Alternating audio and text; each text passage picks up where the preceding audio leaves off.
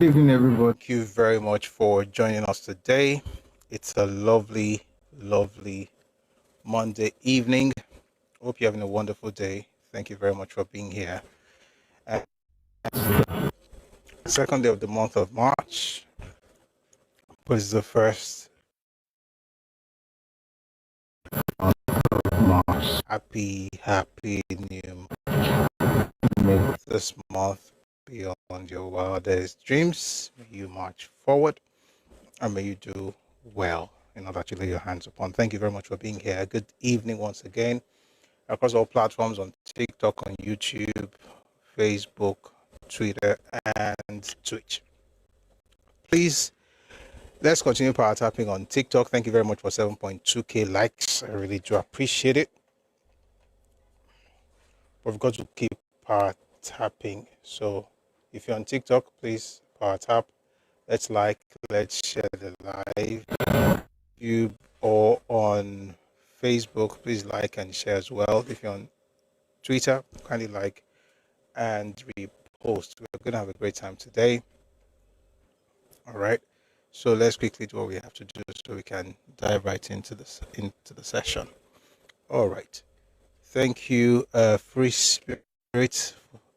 Um, that's it's Jaye. Thank you for the heart me. If you're on TikTok, please click on the heart icon above my head right here and join the team. Drop your heart me, drop a gift.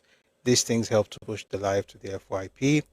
For those on other platforms hearing the word FYP for the first time, it simply means for you page. So please let's do that to be able to push the live together.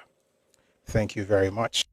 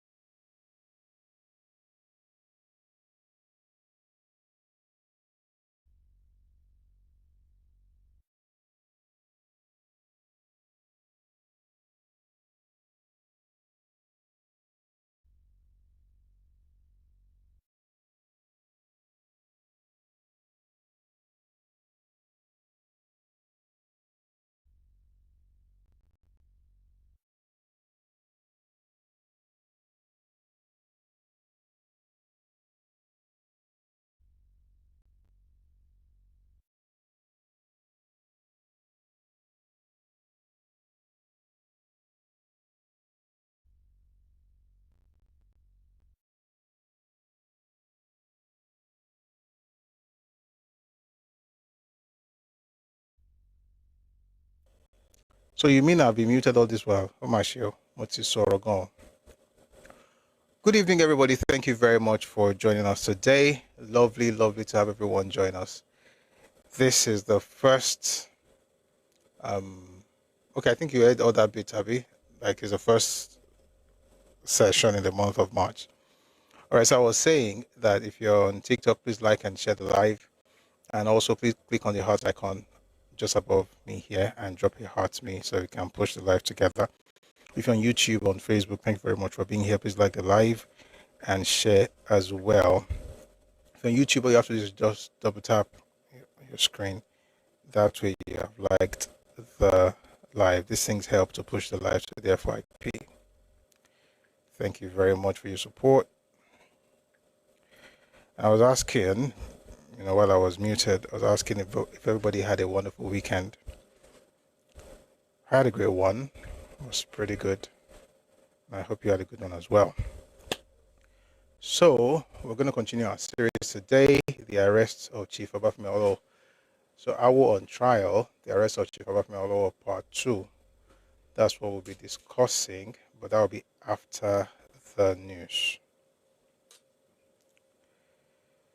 Adekú ọ̀rọ̀ ti Iran,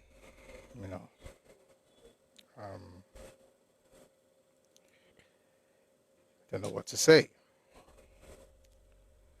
except that there'll be peace in that part of the world and that the right government will take over after the whole chaos. But there's a Nigerian angle to it, and we'll get to that much later. But let's begin with good news from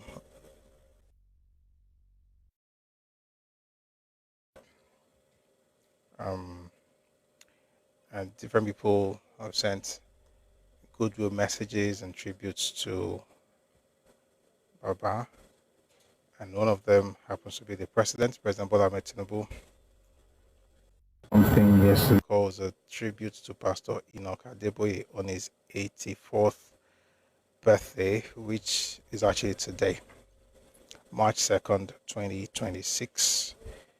A lot of great people were born in March. I'm sure a lot of great people were born in every month, but March seems to be special. Baba Adeboye is March 2, that's today. Papa Chief Awolowo is March 6. And my humble self are March 20th. So that's an interesting month. Okay. So that's that from the president wishing Pastor Adeboye a happy 84th birthday.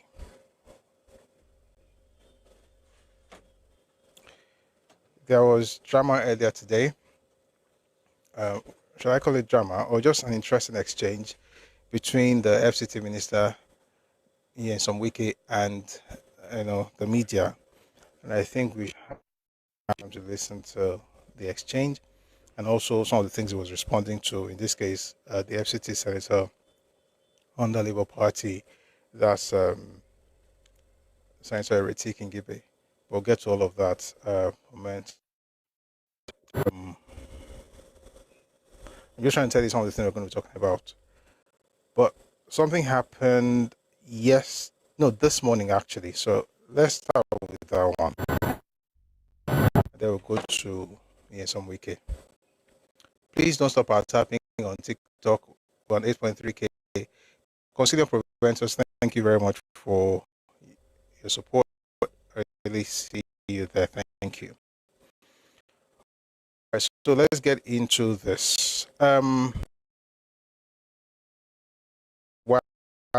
equipment allegedly capable of tapping conversations and sensitive security documents from the Abuja residence of former governor of Katsina State, Governor of Malam Nasir El-Rufai. The commission said all the suspected items were retrieved in the presence of the former governor's wife, Adiza, and his son, Mohammed Bello, during a search on El-Rufai's residence. The agency also alleged that the former governor declined to cooperate with investigators, opting to remain silent until he is brought before a court. It added that an aide of the former governor linked to the investigation had escaped from the country. The anti-graft body made the claims in processes filed before the court, where El-Rufai is seeking redress and release from detention. The commission also said it obtained a legal order from a magistrate court in Buari, in the Federal Capital Territory, FCT, to detain El-Rufai for 14 days, which is due to expire on Thursday. It denied allegations of arbitrary detention and repression of the former governor, and asked the High Court of Justice of the Federal Capital Territory to dismiss El-Rufai's application, alleging violation of his fundamental human rights. ICPC also added that the former governor has corruption allegations to answer, including questions over the whereabouts of 1.4 million euros, 180 suspicious payments totaling 2,158,799,199 naira from a consolidated revenue account linked to Kaduna State's IGR account, and transfers to undisclosed accounts amounting to 428,122,180 naira 18 kobo, among others.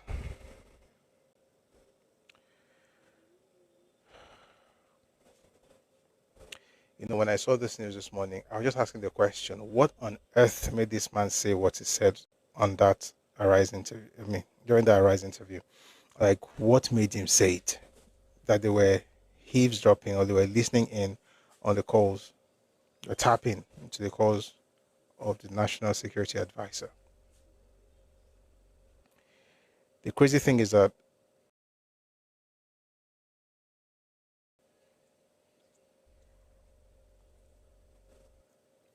it's a criminal offense, so we'll see how that plays out. But the main thrust of this news is that the ICPC has recovered wiretapping equipment allegedly capable of tapping conversations and sensitive. I'll take that slowly. ICPC has recovered wiretapping equipment allegedly capable of tapping conversations and sensitive security documents from the Abuja residence of the former governor of Kaduna State, Malam Nasir El-Rufai. Free Spirit says, it's actually quite weird, you know, I can't share so how nobody interrogated you, nobody forced you, you just volunteered the information that you were tapping into the calls made by the NSA.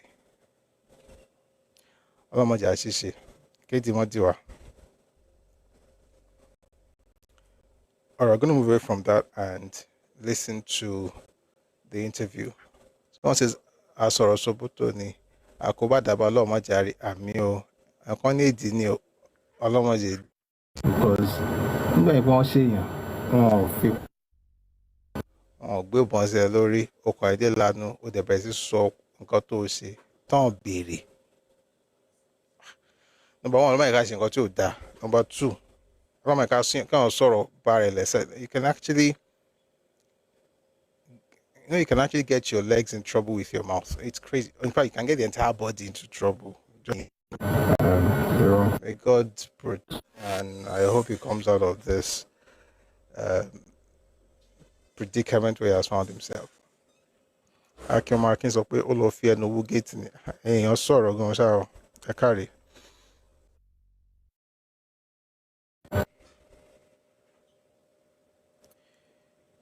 There's an image, you know, on social and a cartoon from Daily Trust. It's apt actually. It's someone whose tongue actually got them in trouble. Essentially, becomes like a rope that ties them and makes them unable to move. Let me show you.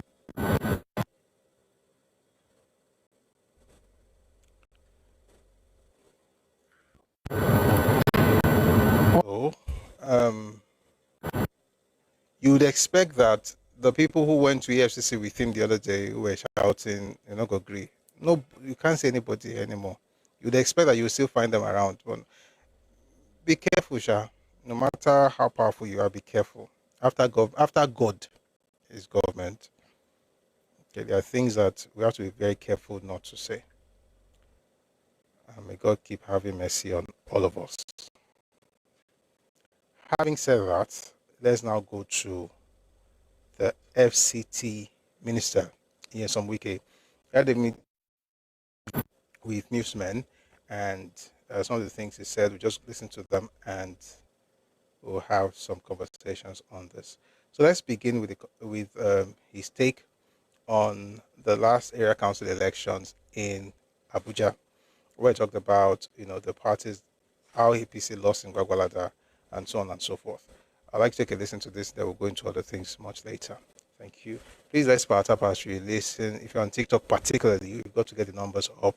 If you're on YouTube or Facebook, please like and share as well. Thank you very much. As Gwagwalada area council, was it a concession to you to thank you for all you did to get APC 5? At least have one.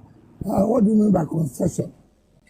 Does Anna say, okay, this party, take 4, you take 2? Maybe the voters are powerful. No. Government that said, probably, you see, now, first of all, probably, you must also understand, one of the factors that may influence voting is choice of candidates.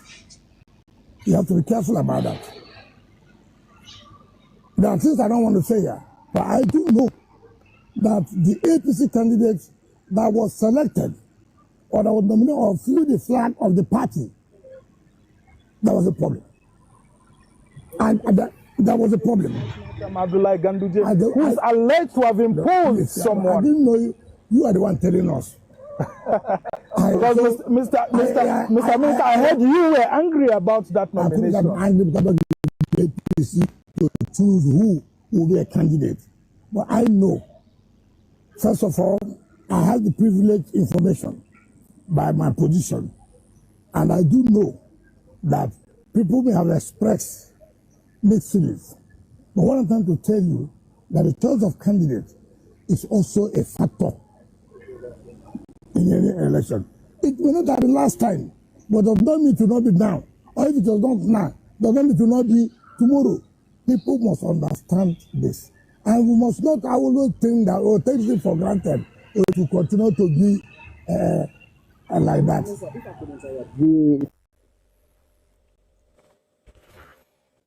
A question about how The PDP won Gwagwalada, and it was being politically correct about his response. But there's one man who actually just mentioned exactly what he believed was the reason the PDP won Gwagwalada in the FCT elections. This particular person is the president of the Middle Belt Forum.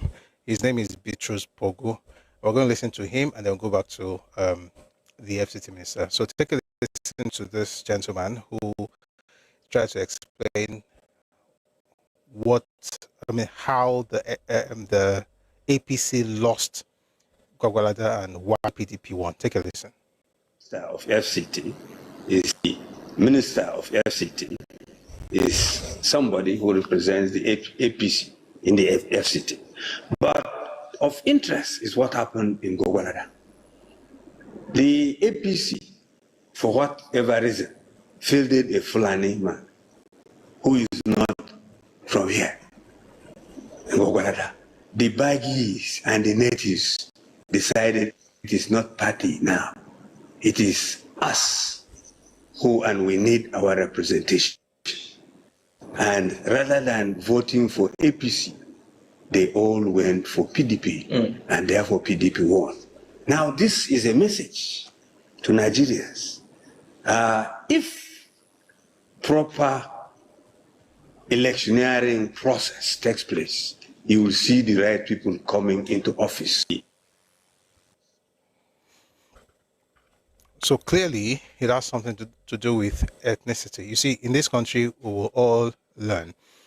And those who know exactly what's happening, but try to be clever by half, by saying things like ethnicity does not matter, we're all one Nigeria, they'll understand. I mean, hopefully they begin to discover that they're being whatever they're doing is getting unraveled, and that the rest of us are actually, I mean, even if you decide to play the ostrich, the people actually know exactly what they're doing. The reason APC lost in Gwagwalada was because of the ethnicity of the candidate they fielded.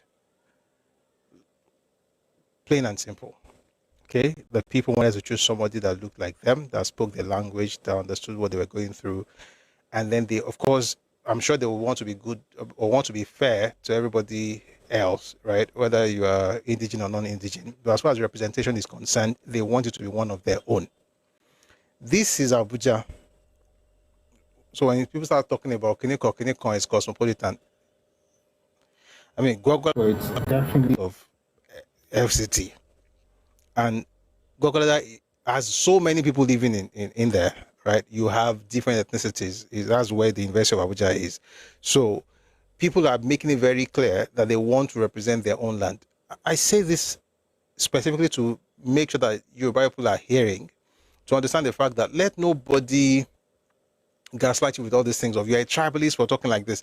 You are not saying that other people should get out, but you are saying that in your space, you reserve the right not just to determine who leads you, but to actually lead yourselves. Since you're not dumbos, you're not stupid people, right? You know exactly what you're doing. You know how you want to run your space, and other people can take advantage of it. Not that you will now let it go so that they will say that you are not a tribalist. Of all the seats, APC won most of the seats in Abuja, and the one they lost because, they lost primarily because of the same reason the ADC folks lost in Amak. Those ones lost in Amak because they did not choose, number one, they chose the chairmanship candidate was from Benue State. The deputy was Igbo. Like, what? At least respect them a little. If he maybe give them vice chairman, no, you didn't do anything. You want to show that you are one Nigeria. Continue. So what they have said, and the person you just listened to is Bitrus Pogo, and I hope I'm pronouncing his name correctly, is a President Middle Belt Forum, and just explained to us why PDP won in Gwagwalada. This is not about whether it's good or bad. It's about the fact that the people can choose, or they should be able to choose who they want, right? Let me put it this way. If you live in other people's spaces, what you should be about is that they represent you correctly and they are fair to you. We'll get to a point, and we have gone to that point before, by the way, in Yoruba land. This is not new to us, right? We've got politics, but it's based on our own terms, right? And when you get to a situation in Nigeria where folks don't care about the identity of the people of the land, they're just shouting constitution, constitution, constitution. It tells you that they don't really care about you. They just care about their ambition and the use of the constitution to, accomplish that ambition. Therefore, it's going to be very difficult for the indigenous people to allow such people to represent them. And thank God this is not happening in the Western region or Southwest. It's happening in Abuja. It doesn't get more cosmopolitan than that. That's the FCT. Having said that, let's continue with the media chat with the FCT minister. In this particular clip, he talked about, he was asked a question about voting in Abuja. Take a listen to this. You ask people to come out and vote, and you take care of the rest. A lot of people are questioning that. What is the meaning of that? Oh, this they say, come out, vote, I'll take care of the rest. Agreement. Have you ever said agreement is what? Agreement. You do for me, I do for you. You fall for me, I fall for you. Every government, every party will say, look, we are going to give you good governance. We are going to give infrastructure. And I said, listen, if you vote for us, leave it for us to do our own part. Okay. Our own part is to provide infrastructure as we promised. In fact, when we came out, I went to all the area councils and I asked them, Ahmad, what do you want? Buhari, what do you want? Kuje, what do you want? Bagaraja, what do you want? Abaji, what do you want? Wali, what do you want? We want this road. No, we want police station. We want this school. Fine. I came back to Mr. President. This is what the area council do. You see, we're sitting down here and providing projects for communities that they don't require. They tell you their own immediate one. And then you're able to provide them. And I come back to you. I came here and I told you. And you told me what you want. I said, well, I was going to do it. And we have done it. That means you must have confidence in the government. You got one.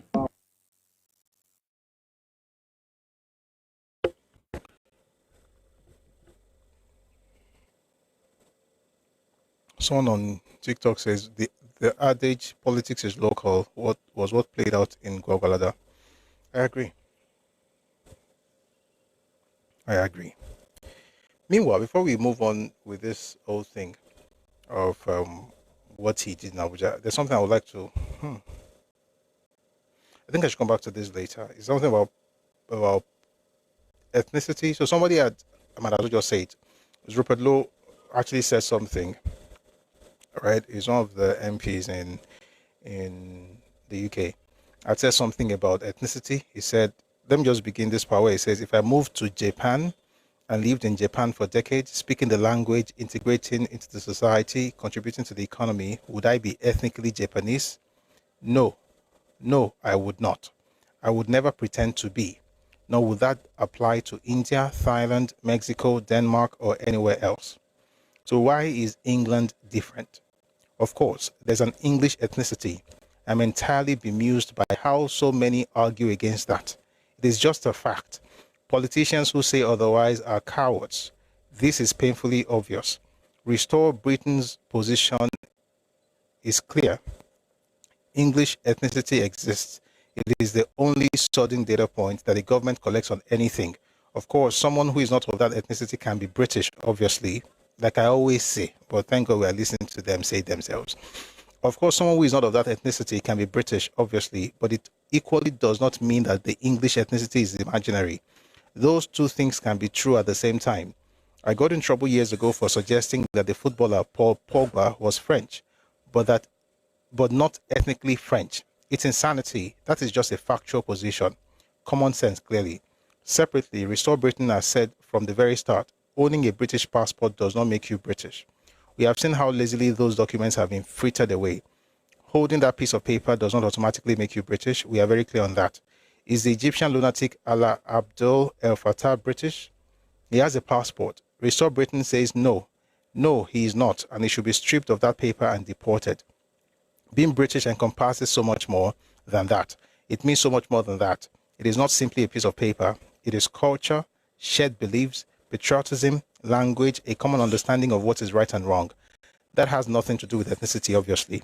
But for even daring to suggest that English ethnicity exists, I'll be roundly attacked. It is just a fact.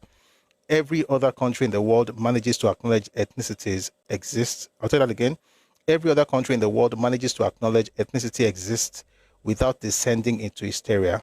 England should be able to do the same. This person who is talking is Rupert Lowe, is former MP and leader of Restore Britain.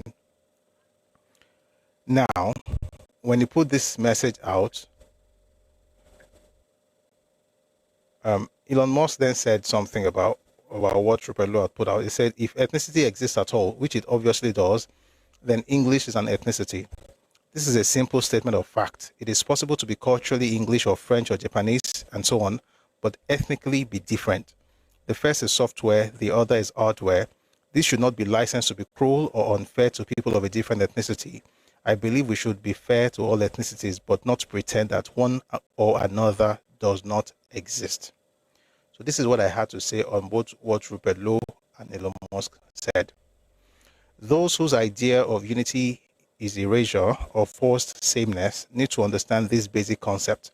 Our differences are as vital as our cohesion. We say unity in diversity for a reason. These emergency lovers of Nigeria want uniformity because they want uniqueness erased, likely because they have nothing of worth in their own history or culture to hold on to, so they demand erasure.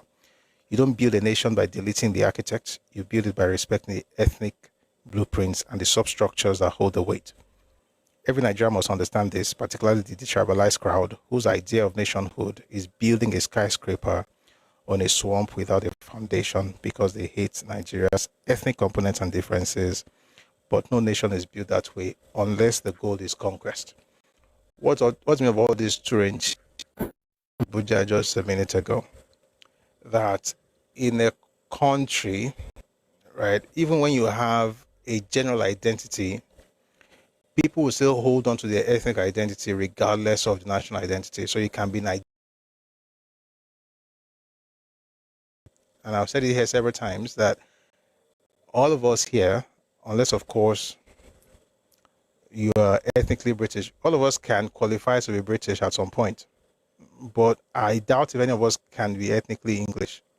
It's not even I doubt, we cannot. You can't.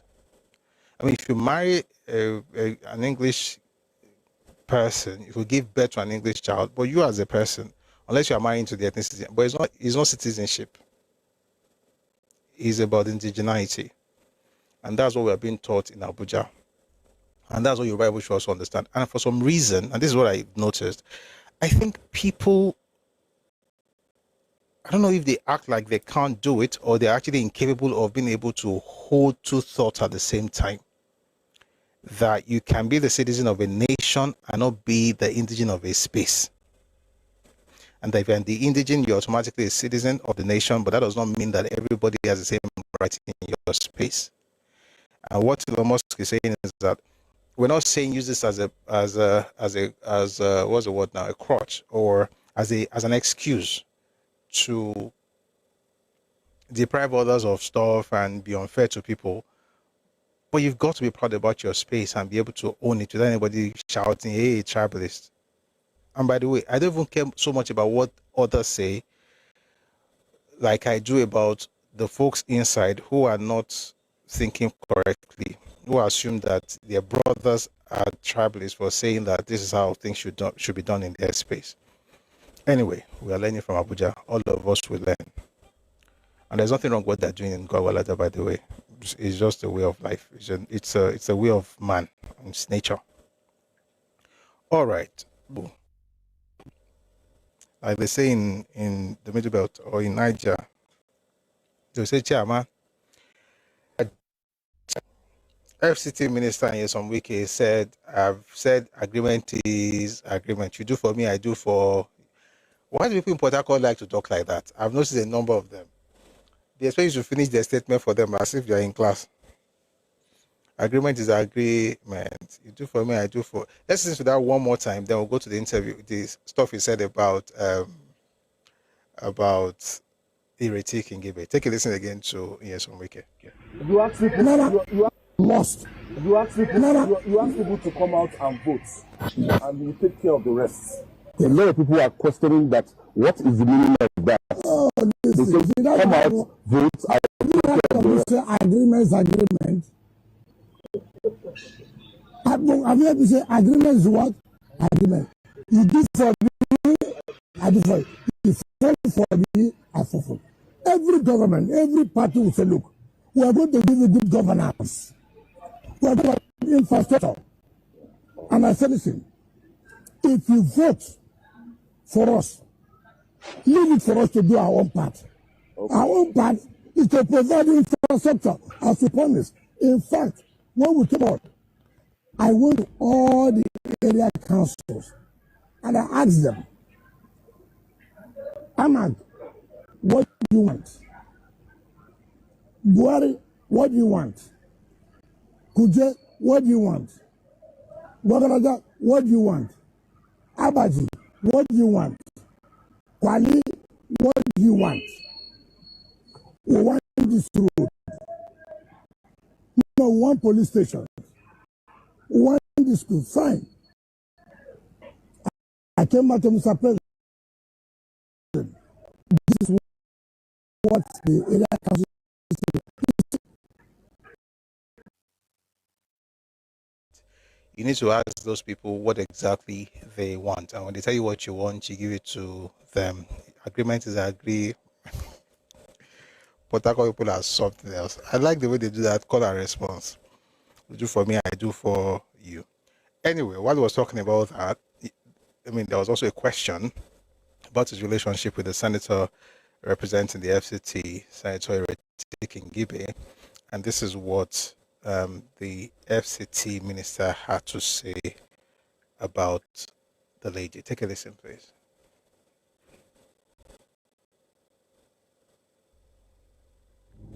Let me tell you. And all of you, you are shocked. I have said it more than 1 year ago. Senator Ireti, you will come back as a senator. Are you still standing on that? Oh. Are you going to decide that? Are you going to decide? No, let me go. Why not listen now? I have told you here. Look, you see, that's why you don't like those who tell you the truth. It's bitter. Let me tell you why. I will go to the satellite towns, communities. Do you know her? Do you know her? Let us show one preacher. You know the abuse wicked. I want you to be my friend. Is it by force? Oh, I want you to collaborate to what? What are collaborating? He's the senator of the federal. Oh, you are a minister of the federal. Hold on. And it's one federal government. You know, you are part of the problems we have. Nobody says you are not a senator. Nobody says I'm not a minister. If I'm a minister, minister well. If I'm a senator, make sure that you do well. Okay. Work together. Yes. Who told you so things are not moving? On behalf of the Nigerian. She said she called you. You yelled at her. I don't. Do you know that? Oh, I don't even know how to look back. Can I tell you? I'm not the man who pretends. I don't pretend. And I know the market today. Today was 2nd of what? March. Look, my report card will show. Your report card should also show. Operation show your report card. What did you do as a senator when you were? You see, we shouldn't be taking Nigerians for granted. And she's saying that you use your friend, Senator Akpabio, the president of the Senate, to deprive her of some constituency projects to be funded. If Wike is too powerful, don't succumb to Wike.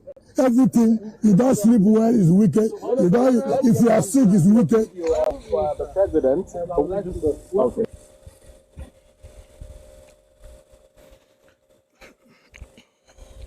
You see, you know how we discuss politics and we're reading books and I see people analyzing, particularly on social media, and everybody is, waxing lyrical. If you're interested in politics, I think you should listen to people like Wike. You may not like his style, that's okay, but you should listen to him. When the rubber hits the road, they're going to ask you, what did you do?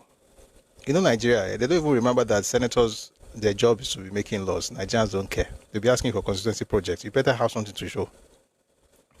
So when he says that,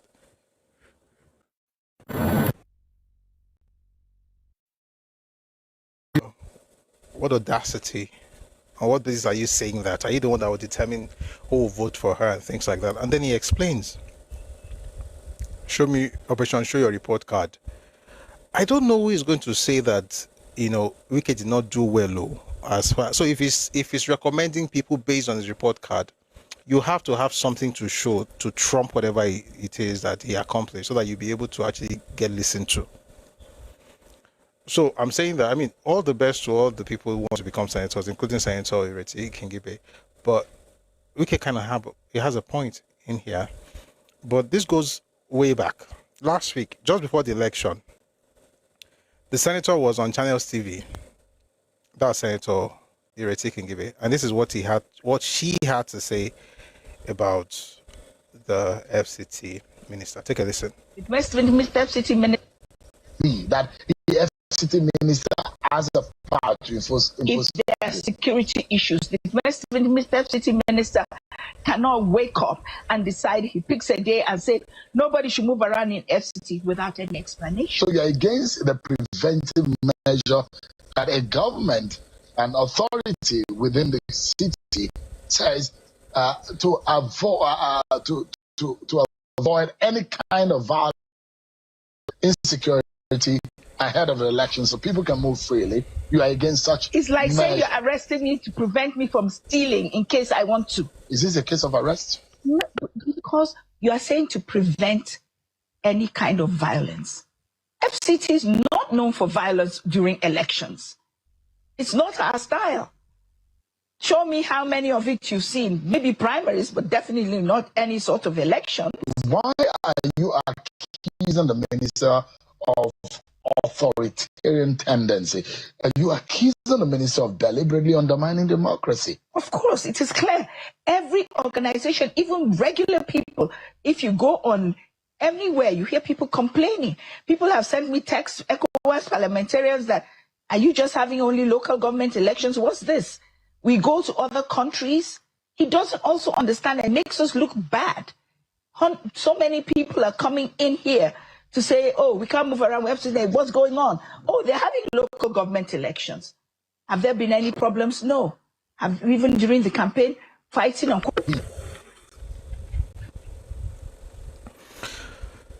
That was before the election, when she went against the idea of, should I call it curfew? Asking that people shouldn't move around Abuja, around the FCT, and of course she had an issue with that, and that's her right. But that was just before the election. But way before then, this was way back in 2024. I'm going to play you two interviews. One with the Senator Ireti Kingibe and the response of the the FCT minister is on Wiki. This was in 2024. And I want you to just make up your mind what exactly this has been about, and then whatever you decide, let us know. Take a listen. We're going to start first with Senator Kingibe. Take a listen. You are excluded from most of the key decisions affecting the madam. Do you think that your complaint is not just about Wiki? Mm-hmm. You have also been quoted as saying that you are excluded from most of the key decisions affecting the Federal Capital Territory in the Senate. Mm-hmm. Do you think this is because you are from a minority party, Labour Party, or do you think it's because you are a woman? 4 of you, 4 women in the National Assembly. It's not because I'm a woman. In all fairness to the Senate as a body, it's not very difficult to exclude the women, and they do not exclude us. We get involved in as many things as we like to. And most of the time, yes, your party matters a little bit, but not seriously. If you want me to be honest, this boils down to the fact that the Senate President is a personal friend of the Honorable Minister of the FCT. So when things that they think Senator Kingibe might object to are brought, I'm not sure. As I said, this is a topic I'd rather wait, since I plan on coming back to you in another week to discuss in details. I was planning to have a general discussion with you today, but I'm on several committees. I'm not excluded from any of them. I'm aware of every little detail that goes on in every other committee. Why is this committee special? You would think it would be the reverse, because I'm the senator representing that place, as most other senators are called on when things affect their constituency. So it's something that needs to be sorted out privately in the Senate. And if it's not sorted out privately in the Senate, then we can discuss it. Okay, I get the point about the friendship between Akpabio and Wiki. Mm-hmm. But there's also something about style and communication. Mm-hmm. If you as a senator from the Labour Party, mm-hmm. if on the floor of the Senate you behave like this obedience mm-hmm. on social media, mm-hmm. that could create a problem. Because Wiki has said, look, that you expect that he will report to you. And he as minister, he will not report to a senator. No minister has ever reported to any senator.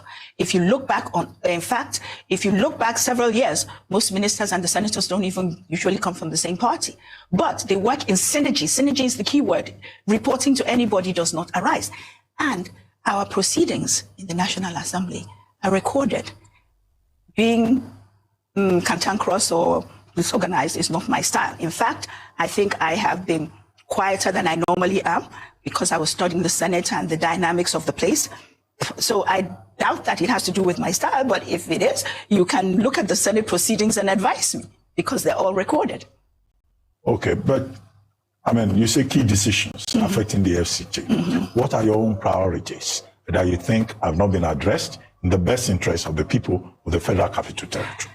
Actually, some of my interests are not specific to the Senate, but they are specific to the person administering the honorable minister. For one thing, Abuja, there's no water. And let me even take the last budget that was passed, the supplementary budget. 98.5 billion? Yes. Supplementary budget? Yes, let's not even go into the big one. Let's just deal with that little one. In that budget of 98, only 18 billion has anything to do with the people. 20 billion for renovating 20 schools.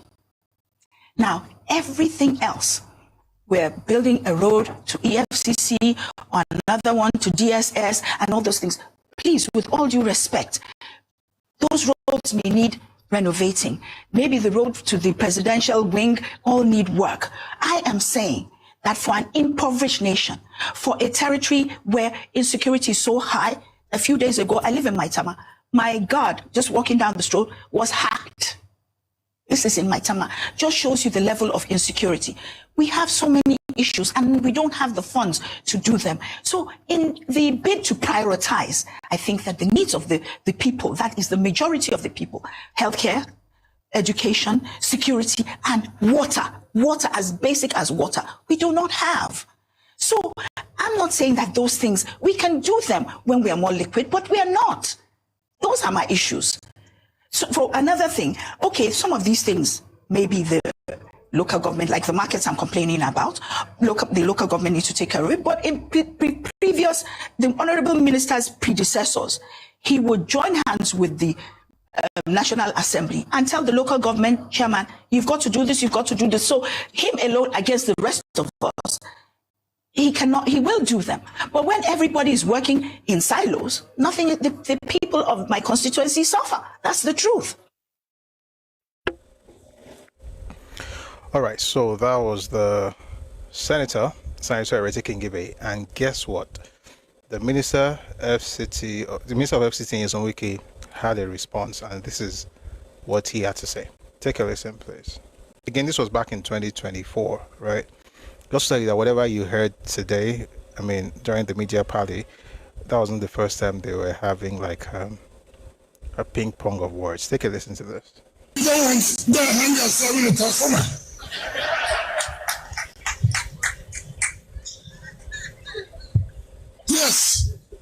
if you're angry, go and hang yourself. If I've done well, we have done well.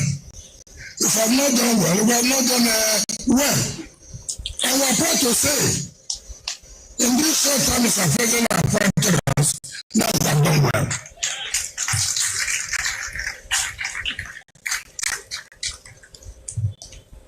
He said there are no schools. He said there are no hospitals. You as a legislator, what have you done? How many bills have you sponsored for us to improve our education and our health sector? How many? I challenge that legislator, if you are very, very popular, 2027, come and run under Abuja. We will friend you. You think that what happened last time will happen again? You think so? It will not happen again. If you are popular, come and run. Minister now. So here's my territory. I'm not afraid. So people should come out and be able to accept the truth. We are not letting somebody to be our friends. We have so many friends that we cannot even carry along. So how can we go and beg people to be our friends again? We're not interested in that. So if you are angry that people are praising us, wait. By next year, your DP level will go very high. Because the praises you will see will be too much.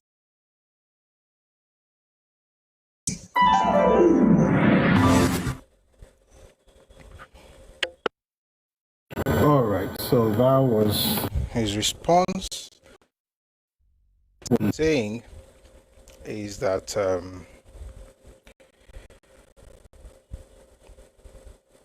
some people were, I mean, from his own perspective, that was a mistake that they got in the last election, but in 2027 they would not win. But all the best to folks in Abuja. I hope that regardless of what's happening between the two representatives or politicians, I mean, the people will be the better for it. So that's what I wish for them. Moving away from the FCT, the ADC, the African Democratic Congress, has officially commenced free online membership registration across Nigeria. You'll be wondering, am I advertising? No, I'm not. It's just something I found online earlier today, and I find what's happening there quite interesting. So they opened this portal, asked people to register, and some crazy things have been happening since the break of dawn today. What has happened since this morning is that there are different funny things actually. Different people have gone on that website to register different people with crazy names, or shall I say not even crazy name, just a funny thing. Let me tell you what happened. So there is Bola Ahmed Tinubu, who also has a membership card. There's Vladimir Putin. There's Omoyele Sowore, Donald Ogunwomi Trump. Whoever did this, may God forgive that person. Apparently people can go online and just create whatever they want on that website, and to give them King Jong-un, Obi's and Olodo, Obiti Lule. I wish I could show you. Don't worry, when the video comes out, you see the video. It's just very funny, the kind of things that people have done. Apparently, the do anything. You can just make up NIN and put on that stuff on that website, and it will just register you. So what happens basically is this: a person can register as times as they want to, and what that will do for them is, so I hope they fix it, because with NIN is a unique number. So when you use it once, you should not be able to register again. But people just come up with abstract numbers, impute the numbers, and they get registered. I hope AGC actually works on this so that they'll be able to know exactly who their members are. But I've seen funny things on this AGC things. I don't go deep into it. It's just quite interesting that I don't know how they build that website, but they have to work on it so that way they don't have all this kind of jokes. And I know it's the opposition. I mean, there are other parties doing this on their platform, but I hope that they can get it sorted so that this won't have to happen again. Because Ogunwumi, I love war. Oh, Donald. Okay, Donald Ogunwumi Trump. Yes, Ogunwumi. Ogun as in war. Oh, I get what you're saying now. Donald Ogunwumi Trump. How can Vladimir Putin be on the membership role of AGC? It's quite interesting, but it shouldn't be that way. Anyway, moving away from that, something from NTA. I'm glad they are on social media now, because it's the way to go. Breaking news: NDLEA arrests cocaine kingpin after 13 years on the run. Busts secret emo drug lab. You can see NDLEA says it has taken into custody a suspected drug kingpin, Reginald Peter Chidebere, after 13 years in hiding, following the seizure of large consignments of cocaine and heroin linked to him by operatives of the National Drug Law Enforcement Agency, NDLEA, at the Murtala Mohammed International Airport, MMIA, Ikeja, Lagos.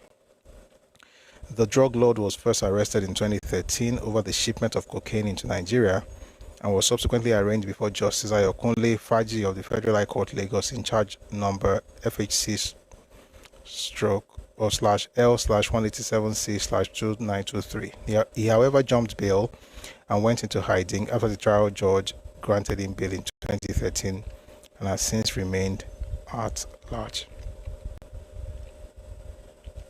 In February 2024, his name featured prominently as one of the masterminds of the shipment of 49.7 kilograms of heroin imported from South Africa, following the interception of the consignment by NDLEA operatives at the import shed of the Lagos airport.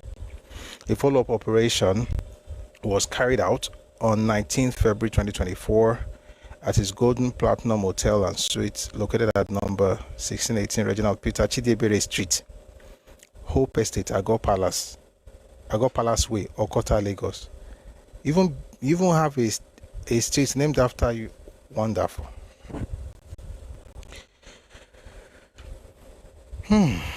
Where an additional 2.2 kilograms of heroin was recovered from one of his guests, Igbo Anugo Ebuka, thank God. As a result, Chidebere went underground. The agency, however, secured the interim forfeiture of his hotel and blocked all bank accounts traced to him since 2024.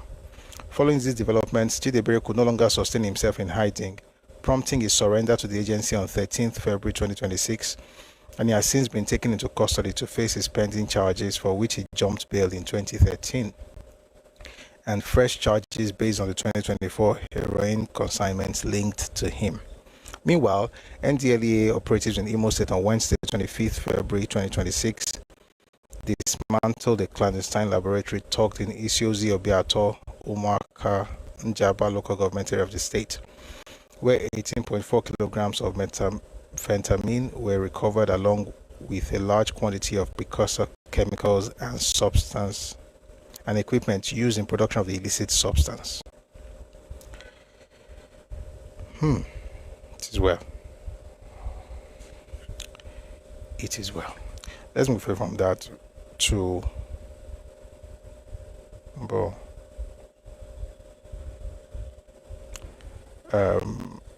it's still on ADC. Let's go back to ADC just for a bit. There was an attack in Edo State last week. I'm sure you heard about it. Different people have said different things on that matter, but there's a particular person on social media who is like a commentator, and he has something interesting to say. I don't know what he was thinking, but here's what the gentleman had to say. Please take a listen. Obi now, Obi, anywhere you want to go for any meeting or any, go there. Don't entertain any fear. They want to frighten you. Your name is Okute Ndib, Okute Nigeria. Don't let these riffraffs threaten you. Obi, hear me and hear me out. Let them scratch your skin like this. Then they will not know that Igbos. What do you think? I said they will not know that Igbos. The gentility of a lion is not a sign of weakness. So. We have fought a civil war where we faced 3 world powers, three of them. That was in 1967. Now, you imagine what will happen with all the technology and with all we have known now. We have done it before, we are ready to do it again. If you push out to the wall, we will fight back. Okoro, if anybody push out to the wall, we will fight back. That is a fact. How long can we continue in this country? Mention any other person who are so for what reason should anybody be threatening you? Look at rivers. Look at rivers that we saved yesterday. Is it because we don't want to talk? We saved them yesterday. The federal government wanted to use them as what? As slaves.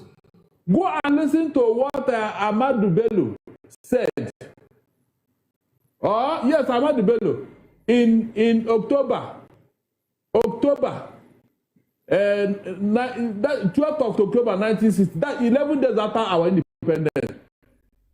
Yes, 12th of October 1960. Go and listen to what did he say? What did he said that this enclave called Nigeria belongs to them, and they will never allow any of these minorities to see the light of day. To be on their own, they will always be their slaves and all that. I said, go and make. I have written about it in the Sun newspaper. Okay. I'm sure this River State was among them. That was why Abacha, in fact, his second home was the that River State. When Ken Saroriwa was hobnobbing with him, he thought that he had seen a friend. At the end of the day, was it not Abacha that orchestrated his death? If Abacha said that he knows that this man has some power, that they should not talk to him, let's return to the topic. So these are the people that are talking to the Igbos now. Okay. We should tell them their history.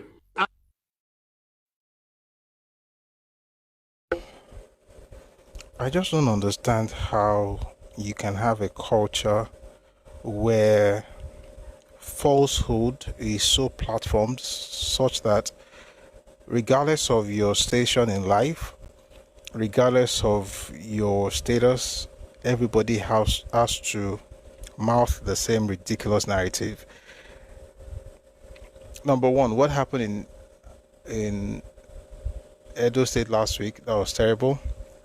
And it was even at Chief Oyegun's house where, some people were there shooting, But I don't think they did it because they were trying to do something to Igbo people. So here's the problem. If you have to turn everything to an ethnic conversation, you are not thinking very well. Like your level of thinking is very low. And I don't care if you're a barista or you are singing Fuji. As a matter of fact, Fuji singers don't think like that. The point is, you've got to be able to think beyond just that primitive, clannish, perspective. The world is bigger than your village. What happened was bad. Talk about it, right? And then say, if they do something, the Igbo people will do something. What have you done with the one in Sokoto? The one in Sokoto, what has happened to that one? Just making noise. You fought 3 world power. Which one and which one? And which one supported Igbos? It's not today's topic, but which one supported Igbos? Which one did you fight against? The world powers you fought against? Were there those who also supported the Igbos? it's funny how generation after generation would make the same mistakes, just boasting hot air, blah, blah, blah, blah, blah, blah. I can do hot air. When it's not happening, I was like, why did you do that for me? I fought 3 kinika. And then the last thing he said about they saved the rivers. You.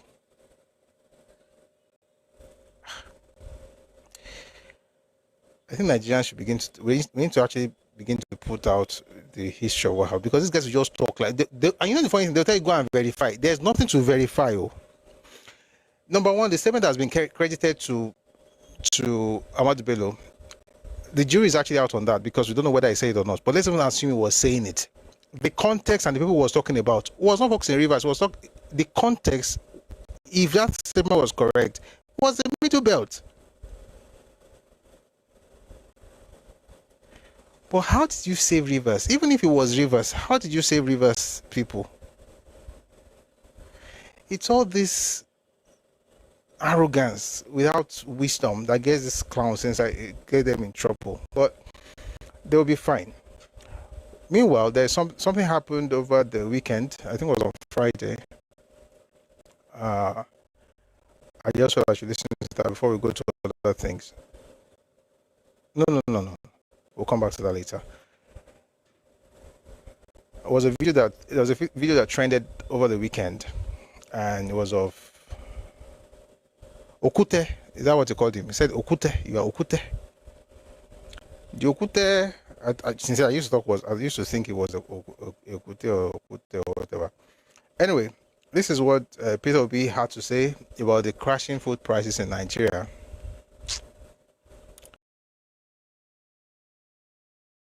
But this is what Peter Obi had to say about the crashing food prices in Nigeria. Any sensible person will be happy that food prices are crashing, but anyway, I'm sure he's sensible. He just doesn't think the same way I do. But maybe he's right. Listen to him, please. Somebody told me today when I walked in here that the food prices have gone down. Actually, we have killed all our farmers because we have imported cheap goods and thrown our farmers into poverty, which will even worsen the hungry situation of Nigeria in the coming future. Manufacturers' houses are full of warehouses without anything to show for it. He says that someone told him that food prices are coming down, but in actual fact, as far as he is concerned, we're making the farmers poor. This same person said something a while back. Listen to what he said before I respond. This was just some months ago. Take a listen. Talk about what is happening today. Let's talk about what is happening today. Rice is 100,000 naira. We're not even sure where we're going to be with this situation. Is our turn? Is a Yoruba man? Ask the people you know good here. Is there any place you will buy bread cheaper? So I can follow you this night and buy one.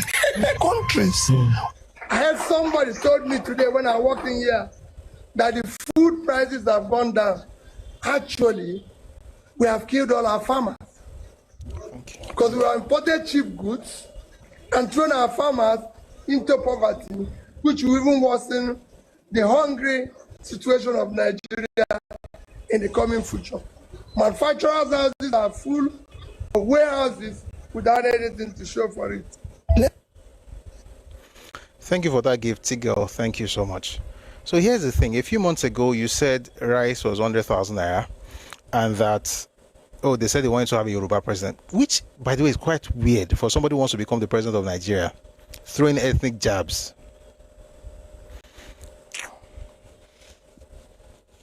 They said they are saying they want to have a Yoruba president. Who told you they wanted to have a Yoruba president? And then you went on to say rice is expensive. If there's any way they're selling bread cheaper in Ogun State, they should tell him so he could buy. Now that things are cheaper, you're now saying that the government is impoverishing the farmers. Number one, this person who is talking about farmers, he does not sell anything that is made in Nigeria. He's always importing things. The food that they sell in his supermarket, they import. Do you have a problem with that? No. I mean, if you want to buy imported stuff, that's okay. But he used to import, and then he sells. So consumption to production, I don't know what is production there. Most of it is purchased to consumption. Anyway, you are now saying that the fact that food is cheaper is a problem because farmers are poor. Now, we're all here when they had this project by Buhari, where farmers had a lot of money, particularly in rice production, right? I mean, there are people who actually started rice farms, including Koscharis. They took loans from the federal government. Of course, he returned the money. I'm not saying his own federal government money, but I'm saying a lot of people took advantage of it, which is what any businessman would do, right? They got the money, they started business. I think because Koscharis even returned his own money, so it's not even about returning money. It's about the fact that a lot of Nigerians took advantage of it, got into that business, into rice farming. And before you said, Jack, what happened? Price was skyrocketing. How can you be producing something in your land and it is more expensive than what you are importing? On top of the fact that, say, government don't give you loan, no. So Nigerians were essentially begging to buy things cheaper after their money, they have given their money to the same people who were producing it. And Tinubu said something when they asked him that question. He said the important thing is to, flood the market, make sure that the supply goes up, and then the farmers will know what to do. When the supply has come up now through importation, and now you're complaining about the farmers, how come the farmers drop the prices when food was imported? See, intervention, look what Nigeria, we are the ones doing ourselves. That's big pigeons more. Now we they do ourselves. Say you collect money from government. Instead of make you take that thing, make life easy for people, you can't add money join. There was a time they were bagging rice and they will use foreign bags and sell it at a higher rate. We are our own problem in this country. But anyway, the point is, for a person who wants to become the president of Nigeria, you're not happy that people can now buy food cheaper. You're now saying that some African government is doing something against the farmers. If this is how they do opposition politics, APC will not be the party in power. Nigeria needs an opposition party, a strong one.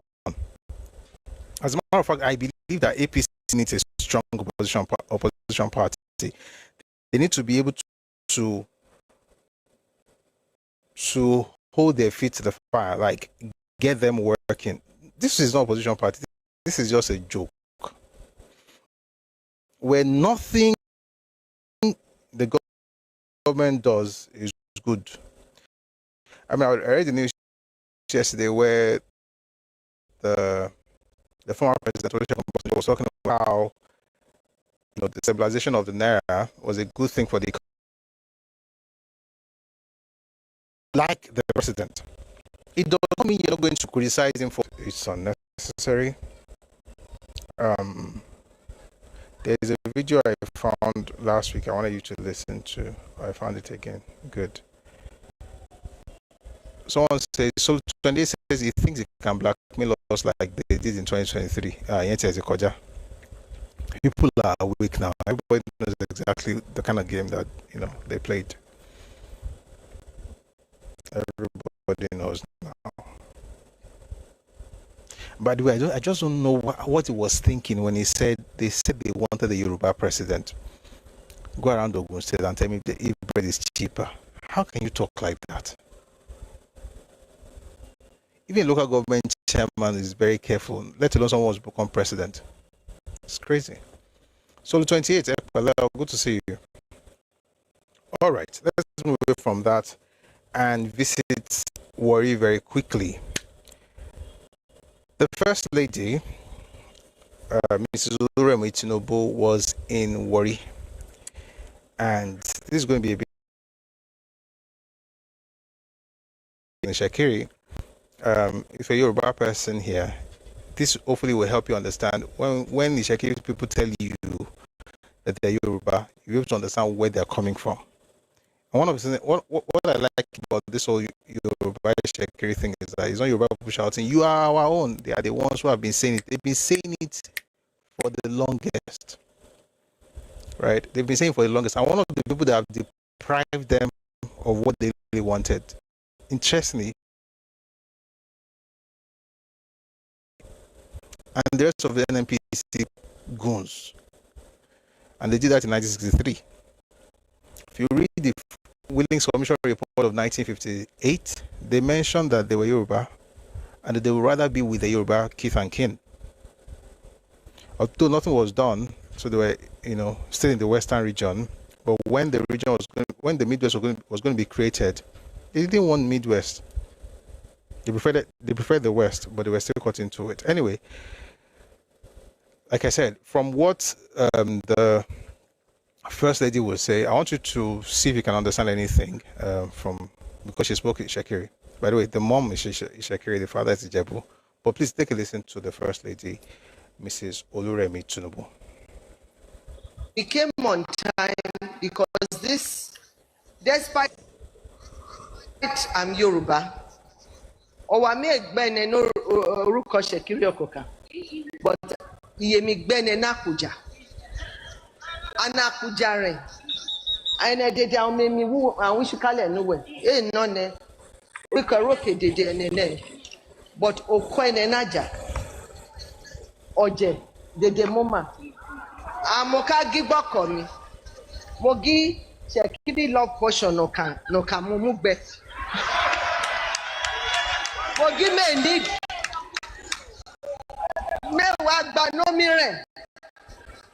And this is almost 40 years. Bimi Rogini come Ogbaje. Usi. Bi Owo. The plain Owo. That was signed, sealed, and delivered. And then we were going strong and waxing strong to the glory of God. And you see, Nigeria has to be united. When they were saying religious battle between Muslim and Christian, look at how God will do it. They both started the fasting and Lenten period the same day. What is God telling us? Unity. When we are united, Psalm 133 said, that is where God commands blessing. We have spoken a lot today. It may be a for. Shekiri Dede, you have to come together, irrespective of interest. And then you, and I can proverb kaniroki. Gi ene magba owoton babomawi. And that is what I want to see. And then I start the second term. Nini Orishe.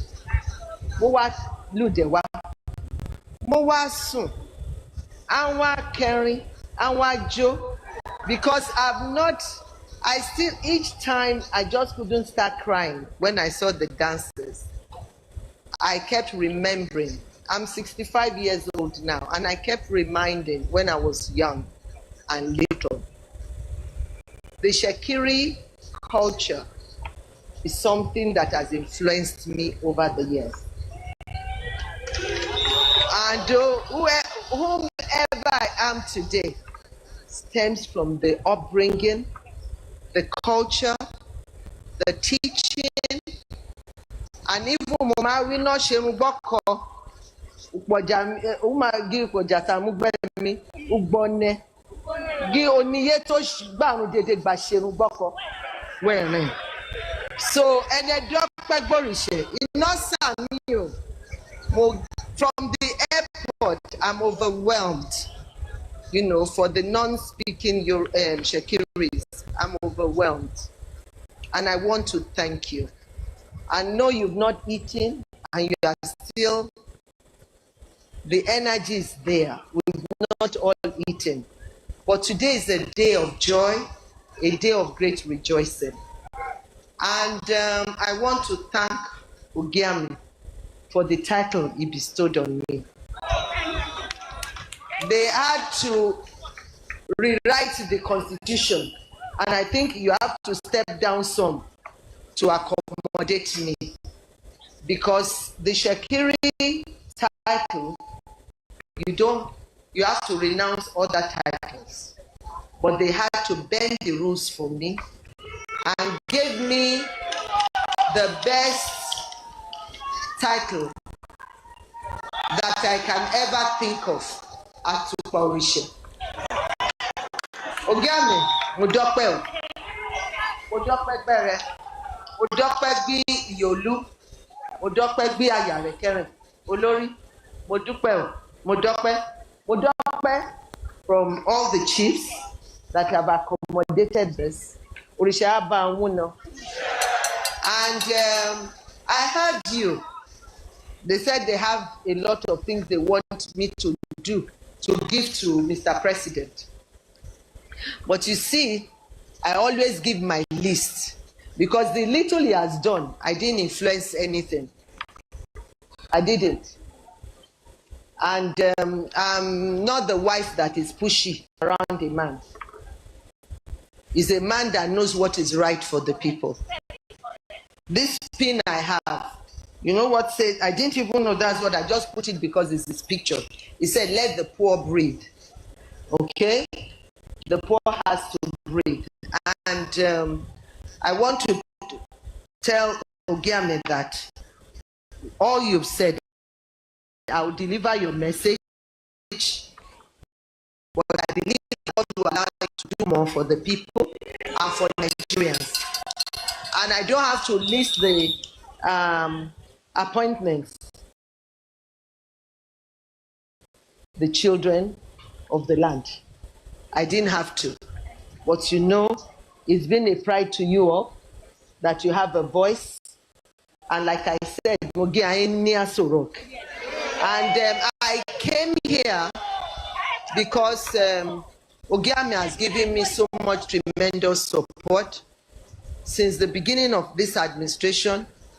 Both him and the wife, they will come to the villa countless times, and also to a house in Lagos.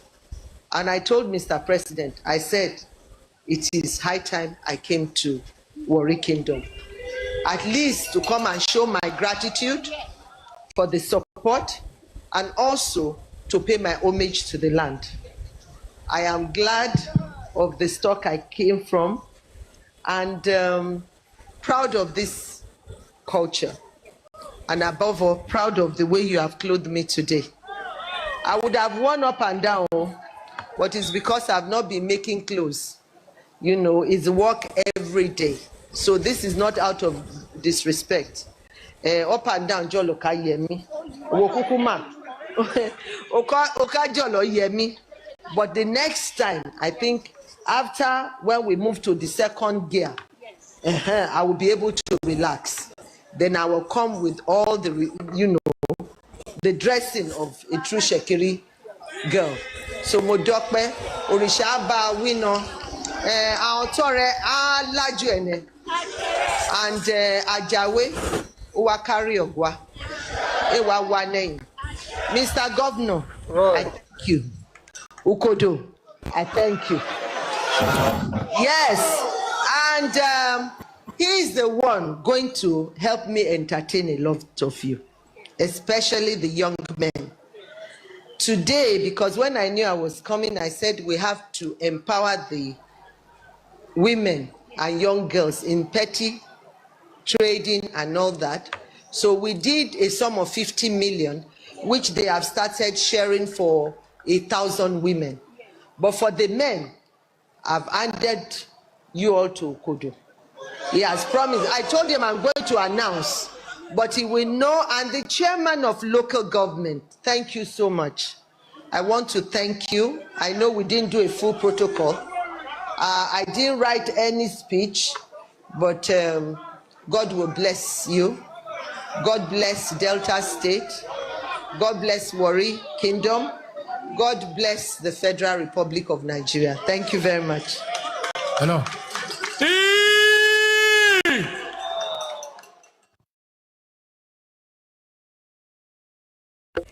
Nǹkan tó sọ ṣó yé yín àbí òye yín? mo dọ́pẹ́. Èèyàn kan sọ pé ó súnmọ́ làjẹ́, èèyàn kan kó súnmọ́ jèbù. Lóòótọ́ ni. That's the truth. Ó Tigel is also saying exactly. Ó súnmọ́ jèbù, ó súnmọ́ làjẹ́. So you understand what they're saying, and that's why whenever they say that, won't be Yorùbá làwọn, there is no question about it. It's important to, I think I said earlier that if not for the politics of NPC and NCNC, they would still be in Western region, right, up until maybe there will even be no need to actually destroy the country. To create more states, right, or the war that came much later. But Tafawa Balewa on one hand and Sardauna on one hand, Tafawa Balewa and Sardauna on one hand, and Zik and his NTNC goons on the other hand, worked together to make sure that they separated them. Politicians did not want it, whether it was G or Festus Okotiebo, who was the NTNC. But they did what they had to do. Right, but they have not, shied away from stating that they are Yoruba, and it's important for us to echo that sentiment. So that was the First Lady, who again is a Yoruba woman on both sides, right? But the father is Ijebu, and the mother is Shekiri, and every Yoruba person, so it's a dialect, in effect. It's a dialect of Yoruba language, right? If you see them count 1 to 10, it's the same thing, But you notice that just like you have, and I didn't used to say this until they began to say it, so it's easier for me to say it now. And the reason I don't say it before them is because I don't like it to look as if you're trying to claim something. But they're saying it on social media now, so I might as well say, the same way you have, Ijebu dialect and Oyo dialect and Ife dialect and Ekiti dialect, but then you have the language is exactly what it is. So it's a dialect of the Yoruba language, and it's very, very close. And by the way, they have an Ijebu connection with Diomi. They have an Ijebu connection in their history. I hosted a live, I think it was last year, when I brought a lot of worry, and we went deep into it. So yeah, this is quite good. I'm going to just read some things here. Adeko says the numbers read like this: Okam, Meji, Meta, Mary, Maru. Yes, it's very close to our own. Someone also says Igala is Yoruboid. Yes, Igala is Yoruboid, but it's a different language. Ishakiri is more like a dialect of Yoruba. FFT says a lot of worry. I mean, I've invited him here before, if that's what you're asking. He's been here before. We interviewed him, asked questions, and he's brilliant. He's very brilliant. Erobodo says even their tribal marks are like Ijebus too.